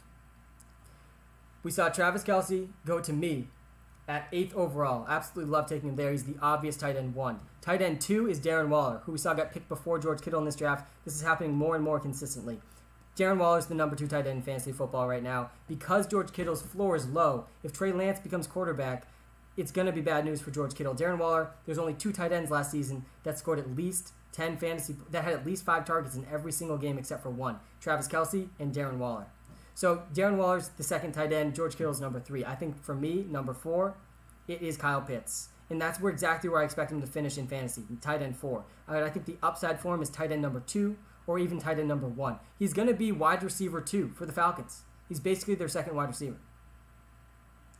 So I absolutely love Kyle Pitts. I think he's number 4 tight end. Then it's TJ Hawkinson. Then it's Mark Andrews. So top 5, it goes Travis Kelce, Darren Waller, George Kittle, Kyle Pitts, then TJ Hawkinson. I like Logan Thomas a lot this year. Yeah, I like Logan Thomas too. I do think Ryan Fitzmagic, I should say, will help him out. And we saw Logan Thomas really, really excel in the back half of last season. So I don't hate it. I think my favorite late round tight end, though, is Tyler Higbee, who's going in like the 7th round. And he's the most obvious breakout tight end of the season. He has an upgrade at quarterback, huge upgrade from Jared Goff to Matthew Stafford, and he has no more Gerald Everett to compete with. So there's a lot to like. There is a lot to like about Tyler Higbee. He's my most drafted tight end. I'll show you my tight ends live on TikTok here. My most drafted tight ends, Tyler Higbee's number 1, Darren Waller's number 2, Kyle Pitts is number 3. And unfortunately, Anthony Ferguson's number 4. I won't be drafting him at all moving forward.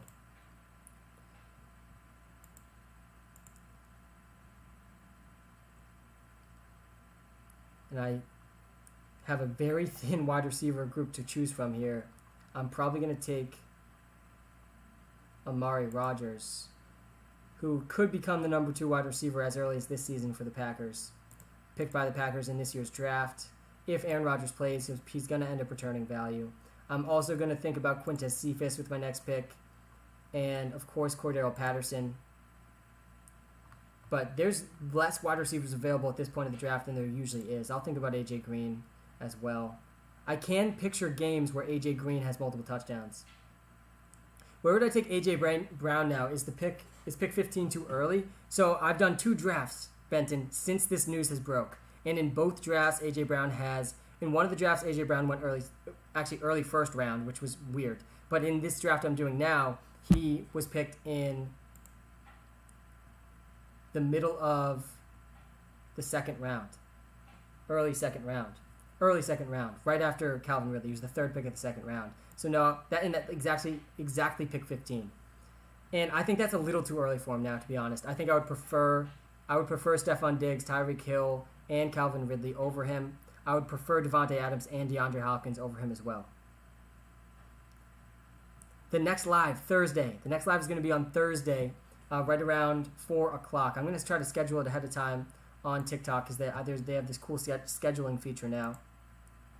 I'm going to draft Quintez Cephas here. I've been drafting him a lot. I think he has a chance to be their number 1 receiver this year, after TJ Hawkinson, of course. DeAndre Hopkinson's fallen too much. Yeah, I drafted him in the last draft I did, not this one, in the 2nd round. He's going like late 2nd round. Like late 2nd round. He's going after guys like A.J. Brown, Devontae Adams. DeAndre Hopkins is the safest wide receiver in fantasy football. Look at DeAndre Hopkins has had 3 straight seasons over 160 targets. Sorry, Matt. Hopefully I'll still be live after 5:30. Jalen Hurts is definitely a good sleeper quarterback. I agree with you, Benton and Austin. But probably my favorite super deep sleeper quarterback. There's a lot of very deep quarterbacks. And it's Carson Wentz. Look, he's still available. It's round 16. And Carson Wentz is sitting here still available. And Carson Wentz, guys, he's still, to date, the only quarterback in NFL history to throw for over 4,000 yards without a single wide receiver surpassing 1,000 yards. Only quarterback ever. The last 2 seasons, his top target was... The last 2 years, his top target was Greg Ward. He led the team in receiving 2 straight years. This is what Carson Wentz has been working with. Michael Pittman's a huge upgrade for him. T.Y. Hilton, a huge upgrade. Paris Campbell, huge upgrade. Offensive line, best offensive line he's had in his career. So there's a lot of reasons for Carson Wentz to bounce back and throw for over 4,000 yards this season. He's definitely going to have to perform better than he did. I'm not saying it was all on the Eagles last year. He also did not do well, even when protected. But he had no help at all. I think Pittman and Hilton are significantly better than everything he had last season. I do believe that. I think Pittman would have been the best receiver on the Eagles last year. I'll watch your next live on YouTube because I'll miss it. No problem, Matt. I appreciate you, man. I appreciate you. I appreciate everyone that's tuned in right now. Seriously, thank you. We got like 20 minutes left on the live stream. A few picks left in this draft. Then I'll answer some questions, and then we will wrap up. Is the 5th overall pick too early for Chubb? Yes, definitely. It is too early for Chubb. Nick Chubb's going in the beginning of the 2nd round, usually. Don't throw shade on Fulgo. Yeah, listen, Travis Fulgham was great last year for a pretty long period of time. He was like a top 10 wide receiver in fantasy points per game for like half of the season. But he's not better than Michael Pittman. And he did not get more receiving yards than Greg Ward last year. So there's some shade there. There's some shade there for sure. AJ Green's picked in the 17th. Look at the receivers being picked. People are drafting a lot of receivers in this draft, more than usual. We see, has Carson Wentz been picked? He's still not been picked. Wow. I'm going to take Carson Wentz if he's there, even though I don't need a 3rd quarterback. Yeah, there he goes. 17th round. Carson Wentz goes in the end of the 17th round is when Carson Wentz just got picked. Thoughts on Irv Smith? Yeah, I feel like Irv Smith doesn't have the ceiling people think he has because he's at best 4th option in the offense, in a run-first offense. So the ceiling is just not that exciting. I'm going to take Cordell Patterson here, even though it's not my last overall pick. The wide receivers I'm choosing from are just absolutely brutal.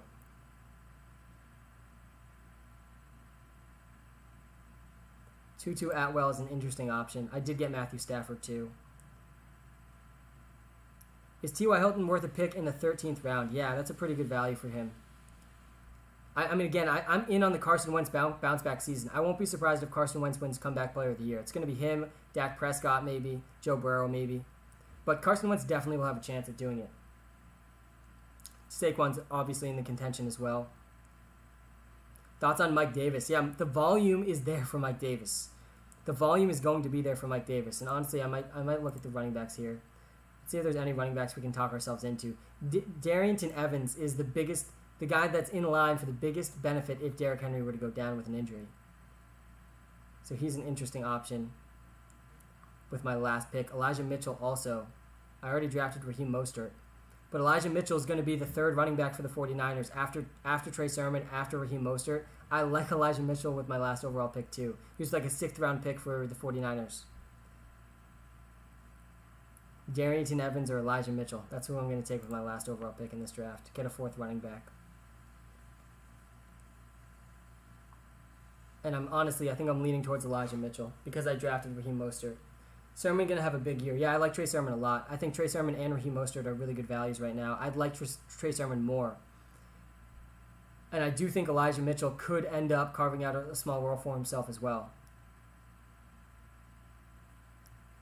And Wayne Gallman's also on that team, though. I'm going to go with Darrington Evans. He's one Derrick Henry injury away from winning leagues with my last overall pick. Let's take a look at how this team finished up. I got Kyler Murray and Matthew Stafford, feeling very good about that. Got them both after their average draft position, which you'd love to see. Najee Harris is going to have to be a workhorse back for me for this team to have any chance. And my other 3 running backs, Kareem Hunt, Raheem Mostert, Darrington Evans, are going to have to piece together that 2nd running back spot. I only have to start 2 running backs per week. So I really just need these 3 guys to fill in that one running back spot. This is a best ball draft, Marcus. Best ball. So I don't make any lineup decisions. There's nothing I can do about this team anymore for the rest of the season. Nobody can change anything about their team. There's no trades, adding, dropping, start decisions. There's not even any matchups. My best lineup's just automatically inputted for me. Check out the roster construction here. The roster construction I'm putting on the YouTube live stream right now, if you can see it. I only need to start 2 running backs each week, but I can start 4 wide receivers. This is why I draft so many wide receivers and so few running backs. again, 1 quarterback and 1 tight end as well. So I only drafted 2 quarterbacks and 2 tight ends. But I spent early picks on them because Kyler Murray and Travis Kelce are going to be super consistent. And the reason this is really cool is I have a chance at $1 million. The first place prize, check it out. The first place prize is $1 million. And this is, I really believe, with the strategy I have, which is a hyper-fragile running back strategy, right? I'm taking huge risk only drafting 3 or 4 running backs, but I just need 2 of them to work out. And then they're going to fill those 2 running back spots for me. And I'm going to draft so many wide receivers that without having to make start-sit decisions, enough boom and bust wide receivers is going to work out for me. And it is 2 o'clock. I got 20 minutes left on this stream, guys. Let's take a look at the players I've drafted the most so far. Justin Fields now leading the way as my most drafted quarterback. Pull up the quarterbacks here on TikTok as well. Justin Fields has been my most drafted quarterback so far. My most drafted quarterback so far, which is risky, but again, remember, I'm going for the, and let me move this over a tiny bit. I'm going for the $1 million prize, right? And I think Justin Fields' rushing upside gives him a ton of upside once he takes over that starting quarterback role. I also think he's just generally slept on. Carson Wentz, my second most drafted quarterback. Again, he's just getting drafted so late. He went in the 17th round in that last draft we just did, which is insane.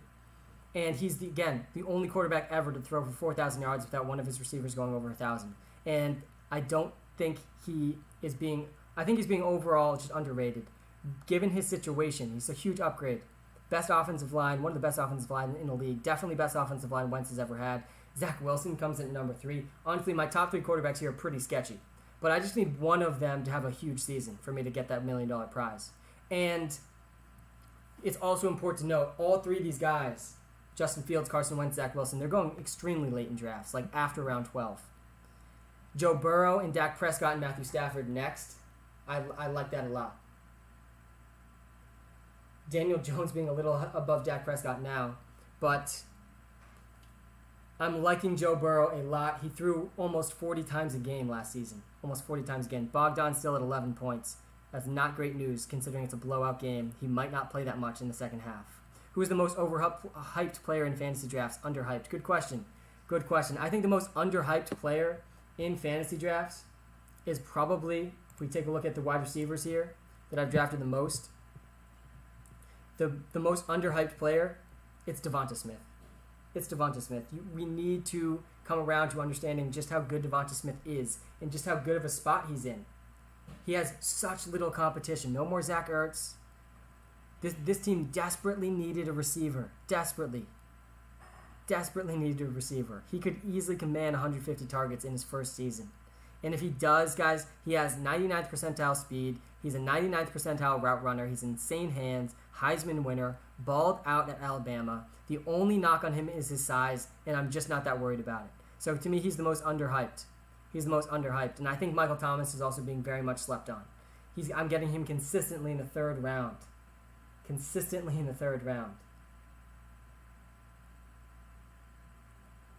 At the running back position, though, do not sleep on. Let's check out my running backs here.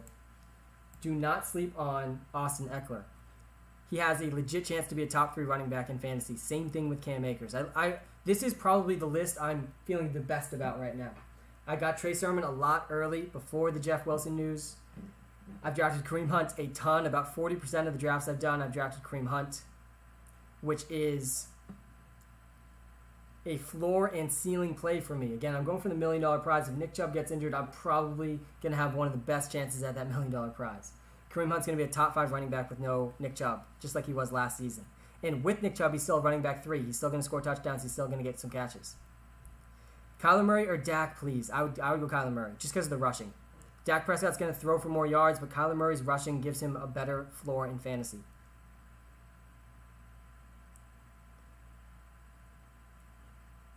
Damian Harris is another guy I'm very much in on at his current average draft position. Damian Harris has a top 3 offensive line and is the current leading candidate to lead the Patriots in carries this season. Sony Michel is still there. James White will steal some of the receiving work, as will potentially Ramon, I forget how to say, Stevenson, who they drafted in the draft. But Damian Harris is likely going to lead this team in carries, and it's a top 3 offensive line. It's by far the biggest strength of this team. I also like A.J. Dillon a lot. I've been drafting him significantly more than I expected to because he's available in round 13, round 12. And he's taking over the Jamal Williams role. So again, he's going to have some weekly volume even if Aaron Jones doesn't get hurt. And if Aaron Jones does get hurt, I think A.J. Dillon can be a league winner.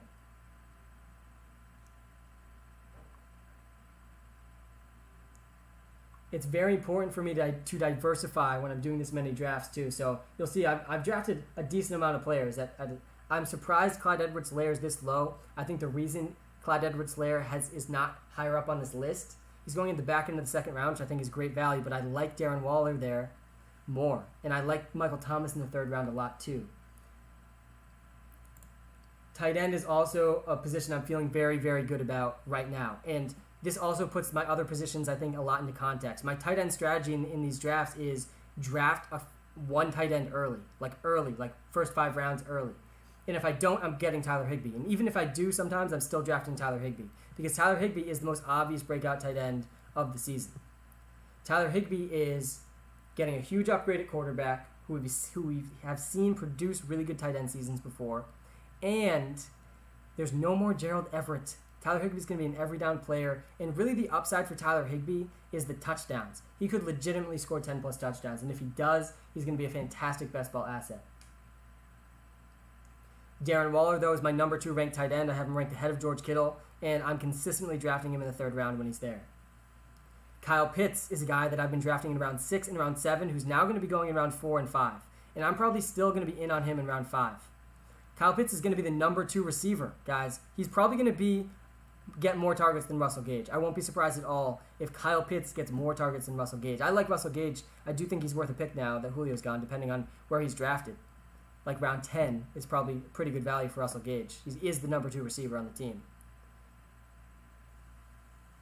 I'm not feeling very good about Anthony Ferkser being high up on this list. I won't draft him again. I like Dallas Goedert, T.J. Hawkinson, and Travis Kelce a ton, though. Again, look at the tight ends I'm drafting. Very high-end tight ends. This is allowing me to only draft 2 tight ends. Round 15 is fantastic for Russell Gage, definitely. Should I still draft A.J. Brown? Yes, you should. But don't spend an early second-round pick on him. More late second round, early third round. That's when you should be getting A.J. Brown. If it's earlier than that, you're spending too much because you're passing up on elite running back upside. So that's kind of my thoughts with the A.J. Brown stuff. And if I go back to all positions here, I'm liking the names at the top of this list. I really am. And I think this puts everything into context when you look at all the positions at once. What do you think about Darren Waller? I just mentioned it. Martin, I'm very in on Darren Waller. He's my number 2 tight end in fantasy football, ahead of George Kittle. There was only 2 tight ends last season. Only 2 tight ends last season that had over 5 targets in every single game except for one. It was Travis Kelce and it was Darren Waller. That's it. End of list. End of list. Should I draft Ridley? He's going to catch a lot of double teams. Yeah, I don't worry about the double team thing. This is like a thought a lot of people have, and you don't worry about it. They still have to guard Kyle Pitts and Russell Gage and Mike Davis and the rest of the offense. He's going to be fine. He's going to be just fine without Julio Jones. I don't think it's a knock on Calvin Ridley. Can I do a regular mock draft? That's something that I'll look to do as we get closer and closer to the season, Marcus. Thoughts on Antonio Gibson? Yeah, I think Antonio Gibson is like the very end of an elite running back tier. The biggest concern for me, honestly, with Antonio Gibson is he still has this lingering turf toe injury. It's been months. It's been like 6 months, and he's still apparently dealing with this injury, which is, to me, the biggest concern. I hate when guys are already dealing with injuries before the season starts. But that's my thoughts on Antonio Gibson. They need to use him more as a receiver, though. They definitely need to use him more as a receiver. And if they do, he's going to be running back 1 in fantasy. The other big concern with him is, like, why is J.D. McKissic getting so much work? Thoughts on DeAndre Swift? When is too early to draft him? The first 3 rounds is too early. Round 4 is when I would pick him, and he's always going in the second or third round in every draft I've done. The offensive line is good, but the coaching staff seems adamant that Jamal Williams is going to be involved and that they're going to do a hot hand approach at the running back position, which is concerning. Yeah, Gibson in the 10th round is an automatic keeper, definitely. How does the Julio Jones trade change A.J. Brown's value in a dynasty league? It doesn't. It does not change his value in a dynasty league. A.J. Brown is still one of the most talented young receivers in the league, and he's still a top 3 dynasty wide receiver asset. Do not trade him as anything less. You think Julio Jones is going to do better with that offense if they have such a beast at running back? Yeah, I think he's going to continue to be insanely efficient. He was the number 3 most efficient wide receiver in the NFL last season. Number 3 in the NFL in yards per route run. And I think he's going to see similar efficiency in this offense because you just can't double both A.J. Brown and Julio Jones, and you're going to still have to stack the box against Derrick Henry. The offense is absolutely insane. It has some of the most firepower we've ever seen on one offense. And they have a really good offensive line, too. And Ryan Tannehill has been very, very efficient. So there's a lot to like about that offense. A lot to like about that offense. I think I might end up going live for like 20 to 30 minutes later tonight to talk a little bit more about the Titans offense and what this Julio Jones trade means.